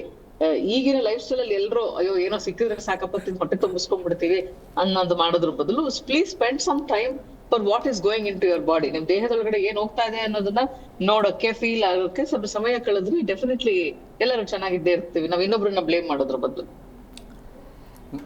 ಮೇಡಮ್, ಈಗ ಕ್ವಾಲಿಟಿ ಫುಡ್ ಸಿಗದೇ ಇರೋದಕ್ಕೆ ಕಾರಣ ಏನು ಅಂತ ಹೇಳಿ ಅಂದರೆ ಎಲ್ಲಿ ಬೇಕಲ್ಲಿ ಬಿಸಾಕ್ತಾರೆ, ಅಲ್ಲೇ ಮಾರುಕಟ್ಟೆ ಇರುತ್ತೆ, ಆಗಲೇ ಹೇಳಿದಾಗೆ ಮೂತ್ರ ವಿಸರ್ಜನೆ ಇರುತ್ತೆ, ಅದೇ ಜಾಗದಲ್ಲಿ ಮಾಡ್ತಾರೆ. ಸೊ ಹೇಗೆ ಅಂದರೆ ಬದುಕನ್ನು ಒಂದು ಒಳ್ಳೆಯ ರೀತಿಯಾಗಿ ಕಟ್ಕೊಳ್ಳೋದು ಹೇಗೆ ಅಂತ? ನೀವು ಅದಕ್ಕೆ ರೂಲ್ಸ್ ಮಾಡ್ಲೇಬೇಕು. ಇಂಥ ಜಾಗದಲ್ಲಿ ನೀವು ಮಾರಾಟ ಮಾಡೋ ಹಾಗೆ ಇಲ್ಲ, ಅದಕ್ಕೆ ಎಲ್ಲಿ ಮಾರಾಟ ಮಾಡ್ಬೇಕು, ಒಂದು ಪರ್ಟಿಕ್ಯುಲರ್ ಪ್ಲೇಸು, ಅಲ್ಲಿ ಕ್ಲೆನ್ಲಿನೆಸ್ ಮೈಂಟೈನ್ ಮಾಡೋದು, ಇವೆಲ್ಲವೂ it should come from within. ಒಂದು ಮಾಡೋ ಮನುಷ್ಯನ್ಗೆ ಅಲ್ಲಿ ಕೆಟ್ಟದಾಗಿರೋ ಜಾಗದಲ್ಲೇ ಯಾರೋ ಇಟ್ಕೊಂಡು ಮಾಡ್ತಾ ಇದಾರೆ, ಅದು ಕಡಿಮೆ ರೇಟಿಗೆ ಸಿಕ್ಬಿಡುತ್ತೆ ಅಂತ ಹಿಂದೆ ಮುಂದೆ ಯೋಚನೆ ಮಾಡಿ ಕೊಂಡ್ಕೊಳ್ಳೋದು. ನಾವಿಲ್ಲಿ ಯಾರನ್ನ ಬ್ಲೇಮ್ ಮಾಡಕ್ಕೆ ಸಾಧ್ಯ? ಸೊ ನಾವು ಫಸ್ಟ್ ಇಡೀ ಸಿಸ್ಟಮ್ ಅನ್ನೇ ಬ್ಲೇಮ್ ಮಾಡ್ಬೇಕಾಗತ್ತೆ. ಅವಾಗ ಅವರು ಮಾರಾಟ ಮಾರೋರು ಸಹ ಅರ್ಥ ಮಾಡ್ಕೊಳ್ಬೇಕು. ಪ್ರಾಬ್ಲಿ ಇಂಥ ಒಂದು ಎಲ್ಲೋ ಸಿಕ್ತು ಅಂತ ಏನೋ ಯಾರಿಗೂ ಕೊಟ್ಬಿಡೋದು, ಹಿಂಗೆಲ್ಲ ಮಾಡೋದ್ರ ಬದಲು ನಾವು ಸರಿಯಾಗಿರೋ ಕ್ವಾಲಿಟಿ ನಾನ್ ಮೇಂಟೈನ್ ಮಾಡ್ಬೇಕು ಅಂತ ಹೇಳಿ ಅವ್ರಿಗೂ ಅನ್ಸ್ಬೇಕು, ತಗೊಳ್ಳೋರ್ಗುನು ಅದನ್ನ ಅನ್ಸ್ಬೇಕು. ಆಮೇಲೆ ತಗೊಂಡ್ ಮನೆಗೆ ಹೋಗಿ ಕೊಟ್ಟ ಮೇಲೆ ಅವ್ರು ಸುಮ್ನೆ ಏನೋ ಕಾಟಂಪೊಟ್ಟಿ ಹಾಕಿ ಕೆಲಸ ಮಾಡಿದ್ರು, ಅಡುಗೆ ಮಾಡೋದ್ರ ಬದಲು ಅದನ್ನೆಲ್ಲ ನೀಟಾಗಿ ಚೆಕ್ ಮಾಡ್ಬೇಕಾಗತ್ತೆ. ಈಗ ನೀವೇ ಹೇಳಿದ್ರಿ, ಎಲ್ಲೋ ಒಂದ್ ಕಡೆ ನೀಟ್ನೆಸ್ ಇಲ್ಲ ಅಂತ ಹೇಳಿ ಅಲ್ಲಿ ಊಟ ತಿನ್ನೋ ಹೊಟ್ಟೆ ಒಳಗಡೆ ಹೋಗೋ ವಸ್ತುವನ್ನ ಅಲ್ಲಿ ಪಕ್ಕದಲ್ಲಿ ಕೂರು ಮಾಡ್ತಾರೆ ಅಂದ್ರೆ ಅವ್ರಿಗೆ ನಾವು ಏನ್ ಹೇಳಕ್ಕೆ ಸಾಧ್ಯ? ತುಂಬಾನೇ ದಡ್ರು ಅನ್ನೋಕ್ ಸಾಧ್ಯನೇ ಇಲ್ಲ ಅವ್ರನ್ನ ಇಂಟೆಲಿಜೆಂಟ್ ಅದನ್ನು ಕರೆಯಕ್ಕಾಗಿಲ್ಲ. ಸೊ ಹಾಗಾಗಿ ಈ ತರದ ಒಂದು ವಿಚಾರವನ್ನು ರೆಗ್ಯುಲೇಟ್ ಮಾಡ್ಲೇಬೇಕಾಗತ್ತೆ. ಈ ಜಾಗದಲ್ಲಿ ಯಾರು ಏನು ಕೂರಂಗಿಲ್ಲ, ಕೂತಾಗ ಎಪ್ಪಿಸ್ಬೇಕು. ಅಲ್ಲಿ ಕೂತು ಏನೋ ಮಾಡ್ತಿರ್ತಾರೆ, ಕೆಲವರು ಹೋಗ್ಲಿ ಬಿಡು ಅಂತ ಹೇಳಿ ಅನ್ಕೊಳ್ಳೋದು, ಅಥವಾ ಅಲ್ಲಿ ಸಿಕ್ಬಿಡ್ತಾರೆ ಕಡಿಮೆಗೆ ಸಿಕ್ಬಿಡುತ್ತೆ ಅಂತ ತಗೊಳ್ಳೋದು, ಇವೆಲ್ಲವನ್ನು ಈ ಕ್ಯಾಶುಯಲ್ ಆಗಿ ತಗೊಳ್ಳೋದನ್ನ ನಾವು ಆಸ್ ಇಂಡಿವಿಜುವಲ್ಸ್ ಕನ್ಸ್ಯೂಮರ್ಸ್ ನಾವು ಅದನ್ನ ಕ್ಯಾಶುಯಲ್ ಆಗಿ ತಗೊಳ್ಳೋದನ್ನ ನಿಲ್ಸ್ಬೇಕು. ಅವಾಗ ಆಟೋಮೆಟಿಕ್ ಇವೆಲ್ಲ ಇಲ್ಲ, ನಾನು ಇಲ್ಲಿ ಇಟ್ಕೊಂಡ್ರೆ ಯಾರು ಬರೋದೇ ಇಲ್ಲ ಅಂದಾಗ ಡೆಫಿನೆಟ್ಲಿ ಅವ್ರ ಹತ್ರ ಮಾಡಕ್ ಹೋಗೋದೇ ಇಲ್ಲ. ಸೊ ಬೇಸಿಕ್ ಇಂದಾನೇ ಎಜುಕೇಶನ್ ಬೇಕಾಗತ್ತೆ ಅನ್ಸುತ್ತೆ. ಇದೆ ಎಲ್ರಿಗೂ ತಿಳಿದಿದೆ, ಯಾರಿಗೂ ಗೊತ್ತಿಲ್ದಿರೋದು ಏನಲ್ಲ, ಅವ್ರ ಮನ್ಸಾರೆ ಅದನ್ನ ಫಾಲೋ ಮಾಡ್ಬೇಕು. ರಾಜು ಸರ್, ಈಗ ಸಹಜವಾಗಿ ಆರೋಪ ಇರುವಂಥದ್ದು ಈ ವ್ಯಾಪಾರಿಗಳ ಮೇಲೆ, ಆಮೇಲೆ ರೈತರು ಕೂಡ ಎಚ್ಚೆತ್ಕೊಳ್ಬೇಕಾಗತ್ತೆ. ಈಗ ಪದೇ ಪದೇ ಈ ರೀತಿಯಾಗಿ ಬೆಳೆಯುವಂಥ ವ್ಯವಸ್ಥೆ ಸರಿ ಇಲ್ಲ ಅಂತ ಹೇಳೋದು, ವಿಷಕಾರಿ ನೀರಿನಿಂದ ಅಂದರೆ ಕಲುಷಿತ ನೀರಿನಿಂದ ಬೆಳೆಯುವಂಥ ಬೆಳೆಗಳು, ಇದಕ್ಕೆಲ್ಲ ಕ್ರಮ ಆಗೋದಿಲ್ವಾ? ಯಾವ ರೀತಿಯಾಗಿ ಕ್ರಮ ಬೇಕು ಅಂತೇಳಿ? ಕ್ರಮ ಅಂತಂದರೆ ಈಗ ನೋಡಿ, ಈಗ ಬ್ಯಾಕ್ಟೀರಿಯಾ ಸಿಕ್ಕಿದೆ, ಈಗ ನ್ಯೂಸ್ ಆಗಿದೆ, ಈಗ ಒಂದೆರಡು ದಿವಸ ಹೋಗೋದು ನೋಡೋದು, ಅವ್ರ ಮೇಲೆ ಫೈನ್ ಹಾಕೋದು, ಈ ರೀತಿಯ ಕೆಲಸ ಆಗ್ಬೋದು. ಬಟ್ ಒಂದನ್ನು ಹೇಳಿದೆ, ಮೊದಲನೇದಾಗಿ ಆಗಬೇಕಾಗಿರ್ತಕ್ಕಂಥದ್ದು ಒಂದು ಪ್ರಾಪರ್ ಎಜುಕೇಷನ್ನು. ಅವ್ರನ್ನ ಎಜುಕೇಟ್ ಮಾಡಿ. ನೀವು ಪ್ರತಿದಿನ ಅವ್ರನ್ನ ಮಾನಿಟ್ರ್ ಮಾಡೋಕ್ಕಾಗೋದಿಲ್ಲ. ನಾವು ಪ್ರತಿದಿನ ಹೋಗ್ಬಿಟ್ಟು ನೀವು ಹೇಳಿದಾಗೆ ಅವು ಲ್ಯಾಬಲ್ಲಿ ಟೆಸ್ಟ್ ಮಾಡೋದು, ಅದನ್ನು ಪ್ರತಿದಿನ ಮಾಡೋಕ್ಕಾಗದೇ ಇರತಕ್ಕಂಥ ಕೆಲಸ ಅದು. ಅದ್ರ ಬದಲಾಗಿ ಅವರಿಗೆ ಒಂದು ಸರಿಯಾದ ಒಂದು ಮಾಹಿತಿ ಕೊಡ್ತಕ್ಕಂಥ ಕೆಲಸ ಸರ್ಕಾರದಿಂದ ಆಗಬೇಕಾದ್ರೆ ಒಂದು ಮಾಹಿತಿ ಕೊಡ್ತಕ್ಕಂಥ ಕೆಲಸ. ಸೇರಣದಾಗಿ ನಿಮಗೆ ಏನಾರು ಅನುಮಾನ ಇತ್ತು ಆ ರೀತಿ ಅಂತ ಅಂದಾಗ ಅಂಥ ಕಡೆ ಟೆಸ್ಟ್ ಮಾಡಿಸ್ತಕ್ಕಂಥದ್ದು, ಟೆಸ್ಟ್ ಮಾಡಿಸಿ ಅವರಿಗೆ ಅದು ತಪ್ಪಿದೆ, ಅಲ್ಲಿ ಏನೋ ಬ್ಯಾಕ್ಟೀರಿಯಾ ಬಂದಿದೆ, ಈಗ ಒಂದು 8-10 ಕಡೆ ಬ್ಯಾಕ್ಟೀರಿಯಾ ಬಂದಿದೆ ಅಂತ ಅಂದಾಗ ಅವರನ್ನು ಹಿಡಿದು ಅವರಿಗೆ ಒಂದಿಷ್ಟು ಫೈನ್ ಅಥವಾ ಅವ್ರಿಗೇನಾದರೂ ಶಿಕ್ಷೆ ಕೊಟ್ಟಾಗೇನಾಗುತ್ತೆ, ನೆಕ್ಸ್ಟ್ ಮಾಡ್ತಕ್ಕಂಥವ್ರು ವಿಚಾರ ಮಾಡ್ತಾರೆ. ಇಲ್ಲ, ನಾನು ಈ ರೀತಿ ಬೆಳೆದು ಏನಾದ್ರು ತೊಂದರೆ ಆದರೆ ನನಗೆ ತೊಂದರೆ ಆಗುತ್ತೆ, ಸರ್ಕಾರ ಸುಮ್ಮನೆ ಇರಲ್ಲ ಅಂತಕ್ಕಂಥದ್ದು ಇದನ್ನು ತೋರಿಸ್ಬೇಕು. ಇಲ್ಲ ನೋಡಿದ್ವಿ ಅದರಲ್ಲಿ ಬ್ಯಾಕ್ಟೀರಿಯಾ ಇತ್ತು, ಬೈದ್ವಿ, ಕಳಿಸಿದ್ವಿ, ಇನ್ಮೇಲೆ ಮುಂದೆ ಮಾಡಬೇಡ್ರಿ ಅಂತ ಹೇಳೋದಕ್ಕಿಂತ ಸ್ವಲ್ಪ ಅವರಿಗೆ ಮುಂದೆ ಮಾಡದೇ ಇದ್ದಾಗೆ ಅದಕ್ಕೇನೋ ಕ್ರಮ ತಗೊಳ್ತಕ್ಕಂಥ ಒಂದು ಕೆಲಸ ಮಾಡೋದು ಒಳ್ಳೆಯದು. ಸೊ ಈ ರೀತಿಯ ವಿಷಕಾರಿ ಅಂಶಗಳು ಪತ್ತೆ ಆದಾಗ ಸಹಜವಾಗಿ ಪೋಷಕರಿಗೆ ಆತಂಕ ಇರುತ್ತೆ, ಮಕ್ಕಳ ಮೇಲೆ ಏನಾದರೂ ಪರಿಣಾಮ ಅಂದರೆ ಬೆಳೆಯುವ ವಯಸ್ಸಲ್ಲಿ ಏನಾದರೂ ಸಮಸ್ಯೆ ಆದರೆ ಏನು ಮಾಡಬೇಕು ಅಂತೇಳಿ, ಮಕ್ಕಳ ಮೇಲೆ ಏನೆಲ್ಲ ಸಮಸ್ಯೆ ಆಗ್ಬೋದು, ಸೊ ಅವ್ರ ಮೇಲೆ ಯಾವ ರೀತಿಯಾಗಿ ಪರಿಣಾಮ ಬೀರ್ಬೋದು? ಈಗ ಯಾವುದೇ ಇನ್ಫೆಕ್ಷನ್ ಅಂತ ಆದರೆ ಮಕ್ಕಳಿಗೆ ಡೆಫಿನೆಟ್ಲಿ ಎಫೆಕ್ಟ್ ಆಗುತ್ತೆ. ಈಗ ಅಡಲ್ಟ್ಸ್ಗೆ ಹೆಂಗಾಗುತ್ತೋ ಹಾಗೆ ಅದೇ ರೀತಿ ಮಕ್ಕಳಾಗುತ್ತೆ. ಅವ್ರು ಯೂಶ್ವಲಿ ಅವ್ರ ಇಮ್ಯೂನ್ ಸಿಸ್ಟಮ್ ಚೆನ್ನಾಗಿರುತ್ತೆ, ಫೈಟ್ ಮಾಡ್ತಾರೆ. ಬಟ್ ಇಲ್ಲ ಅಂದರೂ ಅವ್ರಿಗೆ ಒಂದೊಂದ್ಸಲಿ ಮನೇಲಿರಬೇಕಾಗತ್ತೆ, ಶಾಲೆ ತಪ್ಪಬೇಕಾಗತ್ತೆ. ಸೊ ಅವರ ಬೆಳವಣಿಗೆ, ಅವರ ಸ್ಕೂಲ್ ಸ್ಟಡೀಸ್ ಏನಿರುತ್ತೋ ಅದಕ್ಕೆಲ್ಲ ಅಫೆಕ್ಟ್ ಆಗುತ್ತೆ. ಇನ್ನು ಕೆಲವುದು ಸಮ್ ಹೆವಿ ಮೆಟಲ್ಸ್ ಅಂತ ಹೇಳ್ತಾರೆ. ಒಂದೊಂದು ಸಲ ಆ ಹೆವಿ ಮೆಟಲ್ಸು ಕೂಡ ನೀರಲ್ಲಿ ಸಿಗುತ್ತೆ. ಆ ಹೆವಿ ಮೆಟಲ್ಸಿಂದ ಈಗ ಇಂಡಸ್ಟ್ರಿಯಲ್ ವೇಸ್ಟು ಏನಂತ ಹೇಳ್ತೀವೋ, ಒಂದೊಂದ್ಸಲಿ ಕೆಲವು ಹೆವಿ ಮೆಟಲ್ಸ್ ಜಾಸ್ತಿ ಇದ್ದರೆ ಅದರಿಂದ ಫಾರ್ಮಿಂಗ್ ಮಾಡಿದರೆ ಒಂದೊಂದ್ಸಲಿ ಅಂಥದ್ದು ಅಂಶ ಜಾಸ್ತಿ ಇರುತ್ತೆ. ಅದರಿಂದ ಸ್ವಲ್ಪ ಬ್ರೈನಿಗೆ, ಕಿಡ್ನಿಗೆ ಸ್ವಲ್ಪ ತೊಂದರೆ ಆಗುತ್ತೆ ಅಂತ ಸ್ಟಡೀಸ್ ಇದೆ. ಬಟ್ ಅದಕ್ಕೆ ಏನಾರು ಒಂದು ರೆಗ್ಯುಲೇಟ್ರಿ ಬಾಡೀಸ್ ಇರಬೇಕು. ನೀವು ಅವೇರ್ನೆಸ್ ನಾವು ಏನು ಹೇಳಿದ್ವೋ, ರೈತರಿಗೆ ಎಷ್ಟು ಹೇಳ್ಕೊಡ್ತೀವೋ, ಅಂದರೆ ದೇರ್ ಆರ್ ಸಮ್ ಪ್ರಿನ್ಸಿಪಲ್ಸ್ ಅವ್ರು ಫಾಲೋ ಮಾಡಬೇಕು, some responsibilities they have to take. ಅದೇ ರೀತಿ ಅವರು ಚೆನ್ನಾಗಿ ಫಾರ್ಮಿಂಗ್ ಮಾಡಿದ್ರೆ ಅದನ್ನು ಒಂದಿಷ್ಟೋ ಭಾಗ ಅವಾಯ್ಡ್ ಮಾಡ್ಬೋದು.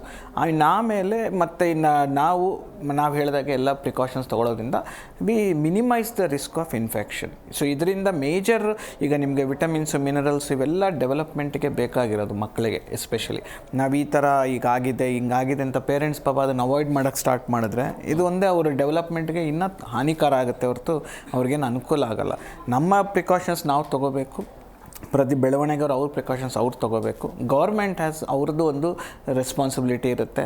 ಈಗ ವೀಕ್ಷಣೆ ಮಾಡೋದು, ಅದನ್ನ ಇನ್ಸ್ಪೆಕ್ಷನ್ ಮಾಡೋದು, ಪಬ್ಲಿಕ್ ಅವೇರ್ನೆಸ್ ಅಂತ ಈಗ ನೀವು ಮಾಡ್ತಾ ಇದ್ದೀರಾ ಅದನ್ನು. ಸೊ ಜನಕ್ಕೆ ಒಂದು ಐಡಿಯಾ, ಒಂದು ಎಜುಕೇಷನ್ ಆಗುತ್ತೆ. ನಮ್ಮ ಕಡೆಯಿಂದ ನಾವು ಆ್ಯಸ್ ಎ ಸಿಟಿಸನ್ ನಾವೇನೇನು ಎಚ್ಚರಿಸ್ಕೋಬೇಕು ಅಂತ ಅವರಿಗೂ ಗೊತ್ತಾಗುತ್ತೆ.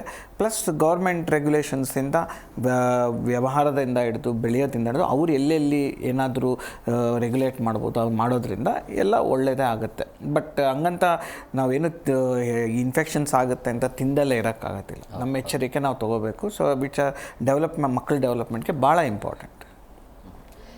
ಮೇಡಮ್ ಅವರ, ಈಗ ಪ್ರಮುಖವಾಗಿ ರೈತರಿಂದ ನೇರವಾಗಿ ಮಾರ್ಕೆಟ್ಗೆ ಬಂದಾದ ನಂತರ ಇಲ್ಲ ಸರ್, ಈಗ ಮಾರ್ಕೆಟಿಂದ ಈಗ ರೈತರಿಂದ ಮಾರ್ಕೆಟ್ಗೆ ಬರಬೇಕಾದ್ರೆ ಅಲ್ಲಿ ರೂಲ್ಸ್ ಹೇಗಿರಬೇಕು ಅಂದರೆ ಹೇಗಿರಬೇಕು, ಎಷ್ಟು ದಿನಗಳ ಕಾಲ ಬಂದಿರುವಂಥ ತರಕಾರಿಗಳು ಯೋಗ್ಯವಾಗಿರುತ್ತೆ ಅಂತ? ಸರ್, ಆ ರೀತಿ ಸ್ಪೆಸಿಫಿಕ್ಕಾಗಿ ಇಷ್ಟು ದಿವಸ ಅಂತ ಹೇಳಲಿಕ್ಕಾಗಲ್ಲ. ಸರ್, ಜನರಲಾಗಿ ಅಡ್ವೈಸ್ ಮಾಡೋದು ಏನಂತಂದರೆ ಜನರಿಗೆ ನಾವು ಅಡ್ವೈಸ್ ಮಾಡತಕ್ಕಂಥದ್ದು ಫ್ರೆಶ್ ಆಗಿರೋದನ್ನು ಯೂಸ್ ಮಾಡಿ. ತಂದು ವಾರಗಟ್ಟಲೆ ಇಟ್ಕೊಂಡು ಉಪಯೋಗಿಸೋ ಬದಲಾಗಿ ಆದಷ್ಟು ಫ್ರೆಶ್ ಆಗಿರೋದನ್ನು ಯೂಸ್ ಮಾಡಿದಾಗ ಏನಾಗುತ್ತೆ, ನ್ಯೂಟ್ರಿಯೆಂಟ್ ಅಂಶ ಹೆಚ್ಚಾಗಿರ್ತದೆ. ಆಮೇಲೆ ಹೇಳಿದಾಗೆ ಈಗ ತಂದು ಒಂದು ವಾರಗಟ್ಟಲೆ ಇಟ್ಟಾಗ ಎಲ್ಲೇ ಮನೇಲಿ ಇಟ್ಟರೂ ಕಾಂಟಾಮಿನೇಟ್ ಆಗ್ಬೋದು. ನಾವು ಇಲ್ಲಿ ಮಾರ್ಕೆಟಲ್ಲಿ ಇಂಥ ಬ್ಲೇಮ್ ಮಾಡ್ತೀರಾ, ನೀವು ಮನೇಲಿ ತಂದಿಟ್ಟು ಮನೇಲಿ ನೆಲದ ಮೇಲೆ ಬಿಸಾಕಿ ಎಲ್ಲೋ ಮೂಲೆಯಲ್ಲಿ ಇಟ್ಟು ಮನೇಲೂ ಕೂಡ ಬ್ಯಾಕ್ಟೀರಿಯಾಗಳಿರ್ಬೋದು. ಅಷ್ಟೆಲ್ಲ ಯಾಕೆ, ನಮ್ಮ ಕೈನಲ್ಲೂ ಕೂಡ ಬ್ಯಾಕ್ಟೀರಿಯಾಗಳಿರ್ತಾವೆ. ನಾವು ಮುಟ್ತೀವಿ, ನಾವು ಹೊರಗಡೆ ಹೋಗಿ ಬರ್ತೀವಿ, ತರಕಾರಿ ಮುಟ್ತೀವಿ. ಪ್ರತಿಯೊಂದು ಒಂದು ಚೈನ್ ಲಿಂಕ್ ಇದು. ನಾವು ಎಲ್ಲಿ ಅಂತ ಕರೆಕ್ಟಾಗಿ ಟ್ರೇಸ್ ಔಟ್ ಮಾಡೋದು ಕಷ್ಟ ಆಗುತ್ತೆ. ಬಟ್ ಪಾಸಿಬಲ್ ನನ್ನ ಕೈಯಿಂದ ಎಲ್ಲಿ ಈ ತಪ್ಪನ್ನು ಸರಿ ಮಾಡಲಿಕ್ಕಾಗುತ್ತೋ ಅದಷ್ಟು ಮಾಡ್ಕೋಬೋದು.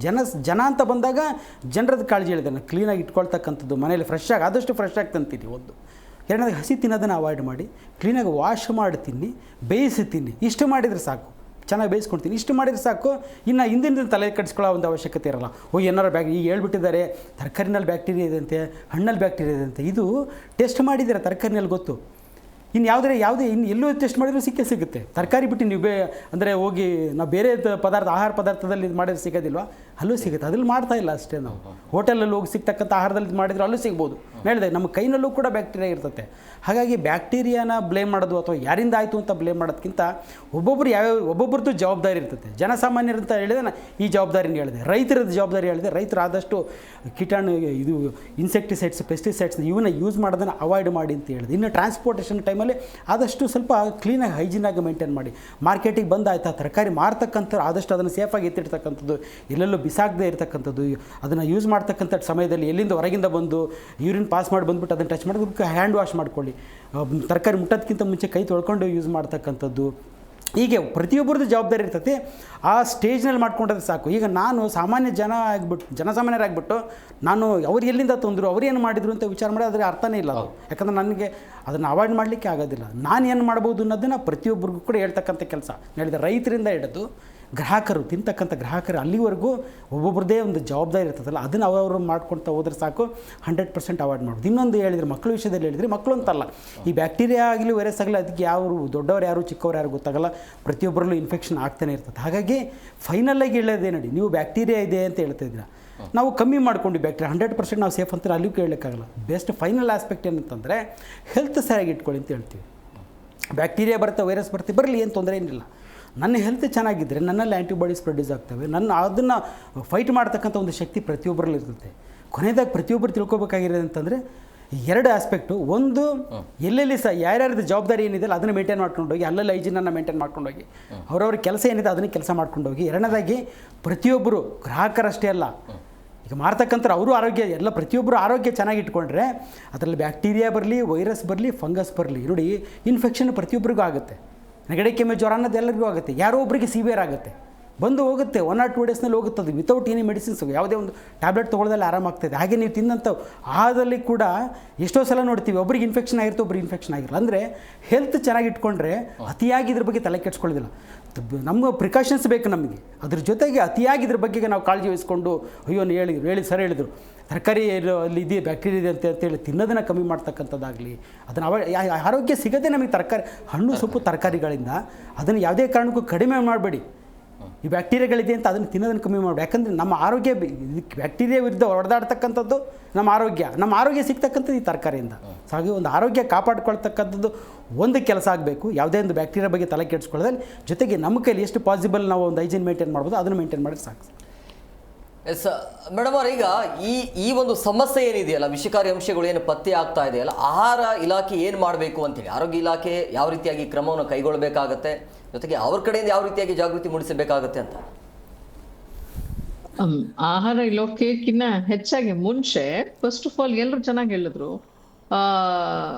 ನಾವು ನನ್ನ ಬಾಯಿ ಒಳಗಡೆ ಏನ್ ಹಾಕ್ತಾ ಇದೀನಿ, ನನ್ನ ಹೊಟ್ಟೆಗೆ ಏನ್ ಹೋಗ್ತಾ ಇದೆ ಅನ್ನೋದನ್ನ ಅರಿವು ಮೂಡಿಸೋದು, ಅವ್ರಿಗವರೇ ಯೋಚನೆ ಮಾಡೋದು ತುಂಬಾ ಇಂಪಾರ್ಟೆಂಟ್. ಅದಾದ ನಂತರ ಆಹಾರ ಇಲಾಖೆಯವರು ಎಕ್ಸ್ಪೈರಿ ಡೇಟ್ ಅನ್ನ ಚೆಕ್ ಮಾಡ್ಬೇಕು. ಸುಮ್ನೆ ಕೆಲವೊಂದೆಲ್ಲ ವಸ್ತುಗಳನ್ನೆಲ್ಲ ಕಂಟ್ರೋಲ್ ಇಟ್ಕೊಳ್ಳೋದು ವೆರಿ ಇಂಪಾರ್ಟೆಂಟ್. ಚೆಕ್ ಮಾಡಿ ಬಿಟ್ಟು ಅವ್ರೇನು ರೂಲ್ಸ್ ರೆಗ್ಯುಲೇಷನ್ಸ್ ಮಾಡಿರ್ತಾರೆ ಅದನ್ನ ಸ್ವಲ್ಪ ಕಟ್ಟುನಿಟ್ಟಾಗಿ ಫಾಲೋ ಮಾಡ್ಬೇಕು. ಎಲ್ಲವನ್ನೂ ಮಾಡ್ತಿರ್ತಾರೆ. ಅದಕ್ಕಿಂತ ಹೆಚ್ಚಾಗಿ ಈಗ ಕಲರಿಂಗ್ ಏಜೆಂಟ್ಸ್ ಇರ್ಬೋದು, ಬೇರೆ ತರದ ಏಜೆಂಟ್ಸ್ ಗಳನ್ನೆಲ್ಲ ಯೂಸ್ ಮಾಡೋಕ್ಕೂ ಮುಂಚೆ ಅಡಿಗೆ ಮಾಡೋರು ಯೋಚನೆ ಮಾಡ್ಬೇಕಾಗತ್ತೆ. ಯಾವಾಗ್ಲೂ ಬರೀ ಹೊರಗಡೆ ಊಟವನ್ನೇ ತಿನ್ಬೇಕಾದ್ರೆ ಅದು ಆರೋಗ್ಯ ಕೆಡುತ್ತೆ. ತುಂಬಾ ದಿನ ಲಾಂಗ್ ಸ್ಟ್ಯಾಂಡಿಂಗ್ ಸ್ಟೋರೇಜ್ ಇರೋ ವಸ್ತುಗಳನ್ನೆಲ್ಲ ತಿನ್ನೋಕ್ಕೂ ಮುಂಚೆ ಯೋಚನೆ ಮಾಡಿ. ಮನೆಯಲ್ಲಿ ನೀವು ಯೂಸ್ ಮಾಡುವಂತ ವಸ್ತುಗಳು ಯಾವಾಗ ನೀವು ಮನೆಯಲ್ಲಿ ಕ್ಲೀನ್ ಮಾಡಿ ಚೆನ್ನಾಗಿ ಕುದಿಸಿ ತಿಂತೀರಾ, ಸಮಸ್ಯೆ ಆಗೋದೇ ಇಲ್ಲ. ಹೊರಗಡೆ ಹೋಗಿ ಎಲ್ಲೋ ಹೊರಗಡೆಯಲ್ಲಿರುವಂತ ವಸ್ತುವನ್ನು ತಿಂದಿರ್ತಾರೆ, ಅದು ಸರಿಯಾಗಿ ಕ್ಲೀನ್ ಆಗಿರುತ್ತೋ ಇಲ್ವೋ ಗೊತ್ತಿರಲ್ಲ, ಫುಡ್ ಪಾಯ್ಸನಿಂಗ್ ಆಗೋ ಸಾಧ್ಯತೆ ಇರ್ತವೆ. ಸೊ ಆಸ್ ಒಂದು ಇಲಾಖೆಯಾಗಿ ನಾವು ಏನು ವಸ್ತುಗಳು ನಮ್ಮ ಒಂದು ಇಲಾಖೆಯಿಂದ ಹೊರಗಡೆ ಹೋಗುತ್ತೆ, ನಾವು ಯಾವ ತರದ ಬ್ರ್ಯಾಂಡ್ಗಳನ್ನ ಒಪ್ಕೋತೀವಿ, ಅದರಲ್ಲಿ ಎಷ್ಟರ ಮಟ್ಟಿಗೆ ಯಾವ ತರದ ಕೆಮಿಕಲ್ಸ್ ಇರುತ್ತೆ ಎಲ್ಲವನ್ನೂ ಚೆಕ್ ಮಾಡಿ ಅಪ್ರೂವಲ್ಸ್ ಕೊಡೋಕ್ಕೂ ಮುಂಚೆ ಅವ್ರು ಸರಿಯಾಗಿ ಚೆಕ್ ಮಾಡ್ಲೇಬೇಕಾಗತ್ತೆ. ಅದೆಲ್ಲ ಅವ್ರು ಮಾಡ್ತಾರೆ ಡಿಪಾರ್ಟ್ಮೆಂಟು. ಅದಾದ ನಂತರ ಬೆಳೆಗಾರರು ಮತ್ತೆ ಅವ್ರನ್ನ ಥರ್ಡ್ ಮ್ಯಾನ್ ಹೋಗಿ ಕೊಡೋರು, ಅವ್ರು ಎಲ್ಲರೂ ಸಹ ನಾನು ಸರಿಯಾಗಿರೋ ಕೆಲಸ ಮಾಡ್ತಾ ಇದೀನಾ ಅಥವಾ ಆಹಾರ ಸರಿಯಾಗಿದೆ ಮಾರುಕಟ್ಟೆಯಲ್ಲಿ ಇರೋದು ಅನ್ನೋದನ್ನ ಅವರು ಮಾಡ್ಬೇಕಾಗತ್ತೆ. ಇನ್ನು ತಂದು ತಗೊಂಡು ಅಡುಗೆ ಮಾಡೋರು ನೀವು ಸಹ ಚೆಕ್ ಮಾಡಿ. ತಗೊಂಡು ತಿನ್ನೋರು, ನಾನು ಎಲ್ಲಿ ತಿಂತಾ ಇದ್ದೇನೆ, ನಿಮ್ಮ ಮನೆಯಲ್ಲೇ ಕ್ವಾಲಿಟಿ ಅಡುಗೆ ಊಟವನ್ನು ಮಾಡ್ಕೊಂಡು ತಿಂದ್ರೆ ಈ ಎಲ್ಲ ವಿಚಾರವಾಗಿ ತಲೆ ಕೆಡಿಸ್ಕೊಳ್ಳೋ ಅವಶ್ಯಕತೆ ಇಲ್ಲ. ಯಾಕಂದ್ರೆ ಚೆನ್ನಾಗಿ ತರಕಾರಿಗಳನ್ನ ಕ್ಲೀನ್ ಮಾಡಿರ್ತಾರೆ, ಅವ್ರು ಚೆನ್ನಾಗಿ ಕುಕ್ ಆಗಿರುತ್ತೆ, ಅದನ್ನ ತಿಂದ್ರಾಗ ಏನೂ ಸಮಸ್ಯೆ ಆಗಲ್ಲ. ಆದ್ರೆ ಎಲ್ಲೋ ಒಂದ್ ಕಡೆ ಎಲ್ಲೋ ಬಿದ್ದಿರುತ್ತೆ, ಏನೋ ಸಿಕ್ಕರ್ ಸಾಕಪ್ಪ ಹೊಟ್ಟೆ ತುಂಬಿಸ್ಕೊಂಡ್ಬಿಡ್ತೀವಿ ಅಂತ ಏನೋ ಅನಾವಶ್ಯಕವಾದಂತ ಲಾಂಗ್ ತುಂಬಾ ದಿನಗಳಂತ ಇರುವಂತದ್ದು, ಫ್ರಿಡ್ಜ್ ಅಲ್ಲೇ ಬಿದ್ದಿರುವಂತದ್ದು, ಅಥವಾ ಎಲ್ಲೋ ಯಾರೋ ಕೊಟ್ಟರು ಏನೋ ತಂದೆ, ಈ ತರ ಸುಮ್ನೆ ತಿನ್ನೋದ್ರ ಬದಲು ಸ್ವಲ್ಪ responsible eating and also responsibility of the department. ಅವ್ರು ಸ್ವಲ್ಪ ನಿಗ್ರಹ ಇಡಬೇಕಾಗತ್ತೆ. ಎಲ್ಲಿ ಮಾರ್ತಾ ಇದಾರೆ, ಎಲ್ಲಿ ಸ್ಟೋರೇಜ್ ಆಗಿದೆ, ಇದರೆಲ್ಲವನ್ನು ಕರೆಕ್ಟ್ ಆಗಿ ಮಾಡಿದ್ರೆ ಈ ತರದ ಸಮಸ್ಯೆಗಳು ಆಗ್ಲಿಕ್ಕೆ ಸಾಧ್ಯ ಇಲ್ಲ ಅನ್ಕೊಂತೀವಿ. ಮೇಡಮ್, ಈಗ ಕ್ವಾಲಿಟಿಯ ಆಹಾರ ಪದ್ಧತಿಯನ್ನು ಹೇಗೆ ಅಳವಡಿಸ್ಕೊಳ್ಬೇಕು ಅಂತೇಳಿ, ಯಾವೆಲ್ಲ ಆಹಾರವನ್ನು ತೆಗೆದುಕೊಂಡ್ರೆ ನಮಗೆ ಒಳ್ಳೇದಾಗತ್ತೆ ಅಂತ? ಮನೆಯಲ್ಲಿ ಮಾಡೋದನ್ನ ಊಟ ಮಾಡಿದ್ರೆ ಏನೂ ಪ್ರಾಬ್ಲಮ್ ಆಗಲ್ಲ. ಈಗ ಆಬ್ವಿಯಸ್ಲಿ ಒಂದು ಅಮ್ಮ ಅಡಿಗೆ ಮಾಡಿರ್ತಾರೆ ಅಂದ್ರೆ ಎಲ್ಲವನ್ನು ನೋಡ್ಕೊಂಡೆ ನೀಟಾಗಿ ಕ್ಲೀನ್ ಆಗಿ ಅಡಿಗೆ ಮಾಡಿರ್ತಾರೆ. ಅವ್ರು ಅಡಿಗೆ ಮಾಡೋ ಜಾಗವನ್ನ ಚೆನ್ನಾಗಿ ಇಟ್ಕೊಳ್ಳೋದು ವೆರಿ ಇಂಪಾರ್ಟೆಂಟು. ಅಡಿಗೆ ಮಾಡೋ ವಸ್ತುಗಳೆಲ್ಲವನ್ನು ನೀಟಾಗಿ ಇಟ್ಕೊಂಡಿರ್ತಾರೆ. ನಿಮ್ಮ ಮನೆಯಲ್ಲಿ ನೀವು ಊಟ ಮಾಡಿ, ನಿಮ್ಮ ಮನೆಯ ಫುಡ್ ಸಾಧ್ಯವಾದಷ್ಟು ಮನೆಯ ಊಟವನ್ನ ಮಾಡ್ಬೇಕಾದ್ರೆ ಏನೂ ಸಮಸ್ಯೆಗಳಾಗಲ್ಲ. ಅದೇ ತುಂಬಾ ಜನ ಏನ್ ಮಾಡೋದು, ತುಂಬಾ ದಿನ ಇಟ್ಟಿರ್ತಾರೆ, ಕ್ಲಾಸ್ 2 ಪ್ರಿಸರ್ವೇಟಿವ್ಸ್ ಹಾಕಿ ಇಟ್ಟಿರಂತ ಊಟಗಳನ್ನೆಲ್ಲ ತಿನ್ಬೇಕಾದ್ರೆ ಡಯಾಬಿಟಿಸ್, ಒಬೆಸಿಟಿ, ಸಾಕಷ್ಟು ಸಮಸ್ಯೆಗಳು ಬರೋ ಸಾಧ್ಯತೆ ಇರ್ತವೆ. ಸೊ ಹಾಗಾಗಿ ಮನೆಯ ಊಟ ಎಷ್ಟು ಬೇಕಾದ್ರೂ ತಿನ್ನಿ, ಎಷ್ಟೊತ್ತಲ್ಲಿ ಬೇಕಾದ್ರೂ ತಿನ್ಬೋದು. ಫ್ರೆಶ್ ಆಗಿ ಮಾಡ್ಕೊಂಡು ತಿಂದಿರ್ತಾರ, ಜ್ಯೂಸ್ ಮಾಡ್ಕೊಂಡು ಕುಡಿತಾರೆ, ತರಕಾರಿನ ಬೇಯಿಸ್ಕೊಂಡು ತಿನ್ನೋದ್ರಿಂದ ಏನು ಸಮಸ್ಯೆಗಳಾಗಲ್ಲ. ತರಕಾರಿಯನ್ನು ಉಪಯೋಗಿಸೋಕ್ಕೂ ಮುಂಚೆ ಕ್ಲೀನ್ ಮಾಡಿ ಚೆನ್ನಾಗಿ ಬೇಯಿಸ್ಕೊಳ್ತೀನಿ. ನಾವು ಪದೇ ಇದನ್ನ ರಿಪೀಟ್ ಮಾಡ್ತಾ ಇರೋದು ಯಾಕಂದ್ರೆ ಸುಮ್ನೆ ಹೆದರ್ಕೊಳ್ಳೋದ್ರ ಬದಲು ನಮ್ಮ ಕೈಯಲ್ಲಿದೆ ನಾವ್ ಹೆಂಗೆ ಮ್ಯಾನೇಜ್ ಮಾಡ್ಬೇಕು ಅಂತ. ಬರೀ ಟೆಕ್ಸ್ಟ್ ಬುಕ್ ಅಲ್ಲೇ ಉಳ್ಕೊಂಡ್ರೆ ಆಗಲ್ಲ. ರೂಲ್ಸ್ ಮಾಡಿರ್ತಾರೆ, ಅದನ್ನ ಸುಮ್ನೆ ಓದಿ ಬಿಟ್ಬಿಡೋದ್ರ ಬದಲು ಅದನ್ನ ಕರೆಕ್ಟ್ ಆಗಿ ಫಾಲೋ ಮಾಡಿದ್ರೆ, ಅಡಿಗೆ ಮಾಡೋರು ನೀಟಾಗಿದ್ದು, ಡೆಫಿನೆಟ್ಲಿ ಮನೆಯಲ್ಲಿ ಅಡಿಗೆ ಮಾಡೋರು ಎಸ್ಪೆಷಲಿ ನೀಟಾಗಿದ್ದೇ ಇರ್ತಾರೆ. ಎಲ್ಲ ರೂಲ್ಸ್ ಅನ್ನು ನೀಟಾಗಿ ಫಾಲೋ ಮಾಡೇ ಇರ್ತಾರೆ. ಮನೆ ಮಕ್ಕಳೆಲ್ಲ ಚೆನ್ನಾಗಿರ್ಲಿ ಅಂತ ಕ್ವಾಲಿಟಿ ಊಟ ಮಾಡೇ ಮಾಡ್ತಾರೆ. ಸಾಧ್ಯವಾದಷ್ಟು ನಿಮ್ಮ ಮನೆಯಲ್ಲೇ ಕ್ವಾಲಿಟಿ ಊಟ ಮಾಡಿ. ನಾನು ಇದನ್ನ ರಿಪೀಟ್ ಮಾಡೋದು ಯಾಕೆಂದ್ರೆ ಇತ್ತೀಚೆಗಂತೂ ಜನಕ್ಕೆ ಅಡಿಗೆ ಮನೆ ಎಲ್ಲೇ ಇದೆ ಅಂತಾನೆ ಮರ್ತು ಹೋಗ್ಬಿಡಿದೆ. ಎಲ್ಲವೂ ಸ್ವಿಗ್ಗಿಯಲ್ಲೇ ಆರ್ಡರ್ ಮಾಡ್ತಾರೆ ಅಥವಾ ಎಲ್ಲವೂ ಹೊರಗಡೆ ತಿನ್ನೋದು. ವಾರದಲ್ಲಿ 4, 5, 6 ದಿನಗಳು ಸಹ ಹೊರಗಡೆ ತಿನ್ನೋದ್ರಿಂದಾನೇ ದೇಹ ಕೆಡುವಂತ ಸಾಧ್ಯತೆ ಇರ್ತವೆ. ಮೈಕ್ರೋ ಆರ್ಗಾನಿಸಮ್ಸ್ ಇದೆ, ಅದು ಬಂದು ನನ್ನ ದೇಹವನ್ನು ಕೆಡಿಸುತ್ತೆ ಅಂತ ಬರೀ ಅದನ್ನೇ ಯೋಚನೆ ಮಾಡೋದ್ರ ಬದಲು ನಾವು ಹೊರಗಡೆ ತಿಂತಾ ಇದೀವಿ, ಅದ್ರಲ್ಲಿ ಪ್ರಿಸರ್ವೇಟಿವ್ಸ್ ಹಾಕಿರ್ತಾರೆ, ಆಮೇಲೆ ಟೈಮ್ ಸರಿಯಾಗಿ ತಿಂದಿರಲ್ಲ, ಏನೋ ಯಾವಾಗ್ಲೂ ತಿಂದಿರ್ತಾರೆ, ಯಾವಾಗ್ಲೂ ಅಡುಗೆ ಆಗಿರುತ್ತೆ, ಅದಕ್ಕೆ ಯಾವಾಗ್ಲೂ ಕುಕ್ ಮಾಡಿರ್ತಾರೆ, ಬೆಳಗ್ಗೆ ಮಾಡಿರ್ತಾರೆ, ಸಾಯಂಕಾಲಕ್ಕೆಲ್ಲೂ ಸಿಕ್ಕಿರುತ್ತೆ, ಅವಾಗ ತಿನ್ನೋದ್ರ ಬದಲು life style very important. Fresh ಆಗಿ ಮಾಡ್ಕೊಂಡು ತಿನ್ನಿ, ಮನೇಲಿ ಮಾಡ್ಕೊಂಡಿರೋದನ್ನ ತಿನ್ನಿ. ಇದನ್ನ ರಿಪೀಟ್ ಮಾಡ್ಬೇಕು, ಕೇಳಿಸ್ಕೊಳ್ಳೋರ್ಗೆ ಹಿಂಸೆ ಅನ್ಸುತ್ತೆ, ಬಟ್ ಏನಾಗುತ್ತೆ ಅದನ್ನ ಬರೀ ನಮಗೆಲ್ರಿಗೂ ಗೊತ್ತು, ಫಾಲೋಗೆ ಬರ್ತಾ ಇಲ್ಲ. Once you start following probably ಆರೋಗ್ಯ ನಿಜವಾಗ್ಲೂ ಚೆನ್ನಾಗಿರುತ್ತೆ. ಮಕ್ಕಳಿಗೆ ಎಸ್ಪೆಷಲಿ ಹೇಳೋದು, ಸುಮ್ಮನೆ ಏನೋ ಏನೋ ಸಿಕ್ತು ಅದನ್ನ ತಿನ್ಕೊಂಬಿಟ್ಟೆ ಇನ್ನೋದ್ರ ಬದಲು, ಕೆಲವು ಮಕ್ಕಳು ಬಂದ್ ಪೇರೆಂಟ್ಸ್ಗಳು ಕಂಪ್ಲೇಂಟ್ ಮಾಡ್ತಾರೆ, ನಮ್ಮ ಮಗು ತರಕಾರಿನೇ ತಿನ್ನಲ್ಲ ಅಂತ ಹೇಳಿ. ನಿಮ್ಮ ಆರೋಗ್ಯ ಸ್ಟ್ರಾಂಗ್ ಆಗಿರ್ಬೇಕು ಅಂದ್ರೆ ಹಣ್ಣು ತರಕಾರಿಯಲ್ಲೇ ಇರುತ್ತೆ, ಬರೀ ಕಾರ್ಬೋಹೈಡ್ರೇಟ್ಸ್ ಎಲ್ಲ. ಕಂಪ್ಲೀಟ್ ಬ್ಯಾಲೆನ್ಸ್ಡ್ ಡಯಟ್ ಬೇಕಾಗುತ್ತೆ. ಆ ಬ್ಯಾಲೆನ್ಸ್ಡ್ ಡಯಟ್ ನಿಮ್ಮ ಮನೆ ಅಡಿಗೆ ಮನೆಯಲ್ಲೇ ಸಿಗುತ್ತೆ.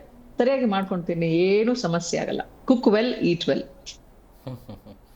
ಎಸ್ ಏನು ಸರ್, ಅಂದರೆ ಈಗ ಸಹಜವಾಗಿ ಈ ರೀತಿಯ ವೈರಸ್ಸು ಅಥವಾ ಬ್ಯಾಕ್ಟೀರಿಯಾ ಕಾಣಿಸಿಕೊಂಡಾಗ ಹೇಗೆ ಡಾಕ್ಟ್ರಿಗೆ ಸಂಪರ್ಕ ಮಾಡೋದು ಅವಶ್ಯಕತೆ ಇರುತ್ತಾ ಅಥವಾ ಹೇಗೆ ಅಂತ?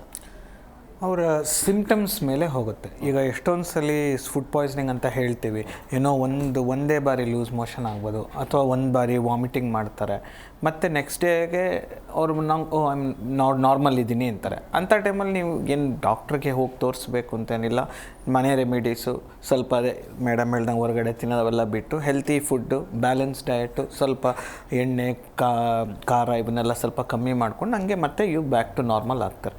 ಇನ್ನು ಕೆಲವರಿಗೆ ಸಿಮ್ಟಮ್ಸ್ ಪರ್ಸಿಸ್ಟ್ ಆಗುತ್ತೆ. ಅದೀಗ ಒಂದೊಂದು ದಿನ 2 ದಿನ ಇರುತ್ತೆ, ಒಂದೊಂದು ದಿನ 3 ದಿನ ಇರುತ್ತೆ. ಮೆಜಾರಿಟಿ ಪೇಷಂಟ್ಸ್ ನಮ್ಮ ಹತ್ರ ಬರುವಾಗ ಒಂದು 2-3 ದಿವಸದಿಂದ ಇದೆ ಈ ಥರ ಅಂತ. ಸೊ ಅವರು 1-2 ದಿನ ಟ್ರೈ ಮಾಡ್ತಾರೆ ಮನೆಯಲ್ಲಿ, ಏನಾದರೂ ಹಿಂಗೆ ಹೋಮ್ ರೆಮಿಡೀಸಲ್ಲೇ ಸೆಟ್ಲ್ ಮಾಡ್ಬೋದಾ ಅಂತ. ಬಟ್ ಒಂದೇ ಅವ್ರದ್ದು ಸಿಮ್ಟಮ್ ಸೆಟ್ಲ್ ಆಗಲ್ಲ, ಇಲ್ಲಾಂದರೆ ತುಂಬ ಡಿಹೈಡ್ರೇಷನ್ ಆಗಿಬಿಡ್ತಾರೆ. ಫ್ಲೂಯಿಡ್ ಲಾಸಿಂದ ಅವ್ರಿಗೆ ಭಾಳ ನಿಶಕ್ತಿ ಆಗ್ತಾರೆ, ತಲೆ ಸುತ್ತೋದು, ಹೊಟ್ಟೆ ನೋವು ಅಂಥದ್ದೇನಾರು ಇದ್ದಾಗ ಡೆಫಿನೆಟ್ಲಿ ಡಾಕ್ಟ್ರ್ ಹತ್ರ ಬಂದು ಸಂಪರ್ಕ ಮಾಡ್ತಾರೆ. ಆವಾಗ ಅವ್ರಿಗೆ ಏನು ಟ್ರೀಟ್ಮೆಂಟ್, ಈಗ ನಾವು ಹಾಗೆ ಮನೆಗೆ ಮಾತ್ರೆಗಳು ಕೊಟ್ಟು ಕಳಿಸ್ಬೋದಾ, ಇಲ್ಲರೆ ಅವ್ರಿಗೆ ಹಾಸ್ಪಿಟಲೈಸೇಷನ್ ಬೇಕಂತ ಅದು ಒಂದು ವೈದ್ಯಕ್ಕೆ ಯಾರು ನೋಡ್ತಾರೋ ಅವರು ಡಿಸಿಷನ್ ಮಾಡ್ತಾರೆ. ಸೊ ತುಂಬ ತೊಂದರೆ ಇದ್ದರೆ ಡೆಫಿನೆಟ್ಲಿ ಹಾಸ್ಪಿಟ್ಲಿಗೆ ಅಥವಾ ಕ್ಲಿನಿಷಿಯನನ್ನು ನೋಡಿ ಅಂತ ಹೇಳ್ತೀನಿ. ನಮಗೆ ಸೆಲ್ಫ್ ಲಿಮಿಟಿಂಗ್ ಸ್ವಲ್ಪದಲ್ಲೇ ಸೆಟ್ಲ್ ಆಯಿತು ಅಂದರೆ ಅವ್ರು ಯೂಶ್ವಲಿ 1 or 2 ಡೇಸಲ್ಲಿ they get back to normal. ಇಲ್ಲ ಅಂದರೆ they have to see the clinician. Sir, ಇದಕ್ಕೆ ಅಗತ್ಯ ಕ್ರಮಗಳೇನು? ಅಗತ್ಯ ಕ್ರಮಗಳು ಅಂತಂದರೆ ನಾನು ಹೇಳಿದೆ ಮೊದಲನೇದಾಗಿ, ಅವ್ರವ್ರ ಜವಾಬ್ದಾರಿನ ಅವ್ರು ಮಾಡಿಕೊಂಡ್ರೆ ಸಾಕು. ಈಗ ಪ್ರತಿಯೊಂದಕ್ಕೂ ಯಾರೋ ಒಬ್ಬರನ್ನ ಬ್ಲೇಮ್ ಮಾಡೋಕ್ಕಾಗಲ್ಲ. ಈಗ ನಾನು ಹೇಳಿದೆ ನೋಡಿ ಆತಂಕ ಪಡೋದು ಬೇಡ. ನೋಡಿ ಫಸ್ಟ್ ಮೊದಲನೇದಾಗಿ ಆತಂಕ ಬೇಡ. ಇದು ಪ್ರತಿಯೊಬ್ಬರದ್ದು ರೆಸ್ಪಾನ್ಸಿಬಿಲಿಟಿ, ಯಾರ್ದೋ ಒಬ್ಬರ ಜವಾಬ್ದಾರಿ ಅಂತಲ್ಲ. ಎಲ್ಲೋ ತಂದು ಅಲ್ಲಿ ಮಾರ್ತಾರೆ, ಅವ್ರದ್ದು ಜವಾಬ್ದಾರಿ ಅವ್ರದ್ದಷ್ಟೇ, ಇನ್ನೂ ಅಲ್ಲ. ಈಗ ಅಲ್ಲಿ ಮಾರ್ತಾ ಇರೋದನ್ನು ನಾನು ನೋಡಿ ಸುಮ್ಮನೆ ಇದ್ದೀನಿ ಅಂತಂದರೆ ಅದು ಕೂಡ ನಂದು ತಪ್ಪದು. ಜವಾಬ್ದಾರಿ ಅಂತ ಬಂದಾಗ ಇಲ್ಲ ಏನೋ ತಪ್ಪು ನಡೀತಾ ಇದೆ ಅಂತಂದಾಗ ಅದನ್ನು ಹೇಳಬೇಕೆಲ್ಲ, ಈ ರೀತಿ ಮಾಡಬೇಡಿ, ಈ ರೀತಿ ಇನ್ಫೆಕ್ಷನ್ ಆಗುತ್ತೆ ಅಂತಕ್ಕಂಥದ್ದು ಪ್ರತಿಯೊಬ್ಬರು ಜವಾಬ್ದಾರಿನ ಅವರವರು ಸರಿಯಾಗಿ ಮಾಡ್ಕೊಂಡೋದ್ರೆ ಸಾಕಾಗುತ್ತೆ. ಇನ್ನು ಇನ್ಫೆಕ್ಷನ್ನಿಗೆ ಆಯಿತು ಏನೋ ತಿಂದಿದ್ದೀವಿ, ಆಯಿತು ಇನ್ಫೆಕ್ಷನ್ ಆಯಿತು, ಬ್ಯಾಕ್ಟೀರಿಯಾ ಒಳಗಡೆ ಹೋಗಿದ್ದೆ, ಆವಾಗಲೂ ಕೂಡ ಪ್ಯಾನಿಕ್ ಆಗ್ತಕ್ಕಂಥದ್ದು ಏನಿಲ್ಲ. ಇದೊಂದು ಸರ್ವೇ ಸಾಮಾನ್ಯ ಸಾಕ್ಯೂಟ್ ಗ್ಯಾಸ್ಟ್ರೈಟಿಸ್ ಅಂತಕ್ಕಂಥದ್ದು ಸಾಮಾನ್ಯವಾಗಿ ಈ ವಾತಾವರಣ ಬದಲಾದಾಗ, ಅದರಲ್ಲೂ ಕೂಡ ಬೇಸಿಗೆಯಲ್ಲಿ, ಅದರಲ್ಲಿ ಈ ಮೇಡಮ್ ಹೇಳಿದಾಗ ಅತಿ ಹೆಚ್ಚಾಗಿ ಹೊರಗಡೆ ಈಗ ಎಲ್ಲಿ ಫುಡ್ ಪಾಯ್ಸನ್ ಯಾವಾಗಾಯಿತು ಅಂತ ಮನೇಲಿ ಊಟ ಮಾಡಿಬಿಟ್ಟು ಫುಡ್ ಪಾಯ್ಸನ್ ಆಯಿತು ಅನ್ನೋರು ಕಡಿಮೆ, ತುಂಬ ಅಪರೂಪ ಯಾರೋ. ಬಟ್ ಆದರೆ ಮ್ಯಾಕ್ಸಿಮಮ್ 99% ಆಗಿರುತ್ತೆ ಅಂತಂದರೆ ಹೊರಗಡೆ ಎಲ್ಲೋ ತಿಂದ್ವಿ, ಎಲ್ಲೋ ರಸ್ತೆ ಬದಿ ಹೋಗಿ ಪಾನಿಪುರಿ ತಿಂದ್ವಿ, ಎಲ್ಲೋ ಯಾವುದೋ ಹೋಟೆಲಲ್ಲಿ ಊಟ ಮಾಡಿದ್ವಿ, ಈ ರೀತಿ ಆಯ್ತು. ಯಾಕಂದರೆ ತರಕಾರಿ ಸೊಪ್ಪು ಹಣ್ಣು ಇದನ್ನೆಲ್ಲ ತೊಳೆದು ತಿನ್ನಬೇಕು ಅನ್ನೋದು ನಮಗೆ ಗೊತ್ತಿರುತ್ತೆ. ಬಟ್ ಹೋಟೆಲ್ನರಿಗೂ ಗೊತ್ತು ಕ್ಲೀನ್ ಮಾಡಬೇಕು ಅಂತೇಳಿ, ಬಟ್ ಅವರಿಗೆ ಸಮಯ ಇಲ್ಲ. ಆಮೇಲೆ ಎಲ್ಲಿ ಕಡಿಮೆ ರೇಟಿಗೆ ತಂದಿರ್ತಾರೆ. ಅದನ್ನು ಎಷ್ಟು ನಾವು ಹೇಳಿದ್ವು, ನೀಟಾಗಿ ತೊಳಿರಿ, 20 ನಿಮಿಷ ನೆನೆ ಹಾಕಿ ಅಥವಾ ಉಜ್ಜಿ ತೊಳಿರಿ ಅಂತ ಹೇಳ್ತೀವಿ. ಅದನ್ನು ಮಾಡಲಿಕ್ಕೆ ಅವರಿಗೆಲ್ಲ ಸಮಯ ಇದೆ. ಅದು ಅವರಿಗೆ ವ್ಯವಹಾರ ಅಷ್ಟೇ ಆಗುತ್ತೆ. ನಮ್ಮ ಆರೋಗ್ಯದ ಬಗ್ಗೆ ಅವರಿಗೆ ಕಾಳಜಿ ಇರಲ್ಲ. ಅವರಿಗೆ ಬಿಸ್ನೆಸ್ ಆಗಬೇಕು, ಇನ್ನೊಬ್ಬರು ಹೊಟ್ಟೆ ತುಂಬಬೇಕು, ಅವ್ರಿಗೆ ದುಡ್ಡು ಆಗಬೇಕು ಅನ್ನೋದಿರ್ತದೆ. ಆದಷ್ಟು ಸಾಧ್ಯ ಇದ್ದಷ್ಟು ಆದಷ್ಟು ಹೊರಗಡೆದನ್ನ ಅವಾಯ್ಡ್ ಮಾಡಿ. ಸೊ ಮನೆ ಊಟ ಮಾಡಿ ಮನೇಲಿ ಯಾರು ಕೂಡ ತಂದು ತೊಳೆದೇ ಯೂಸ್ ಮಾಡ್ತಾರೆ. ತೊಳೆದಲ್ಲೇ ಹಾಗೆ ಆಗ್ತಕ್ಕಂಥದ್ದು ಎಷ್ಟೊಂದು ವೀಡಿಯೋಗಳನ್ನು ನೋಡಿದ್ವಿ ನಾವು.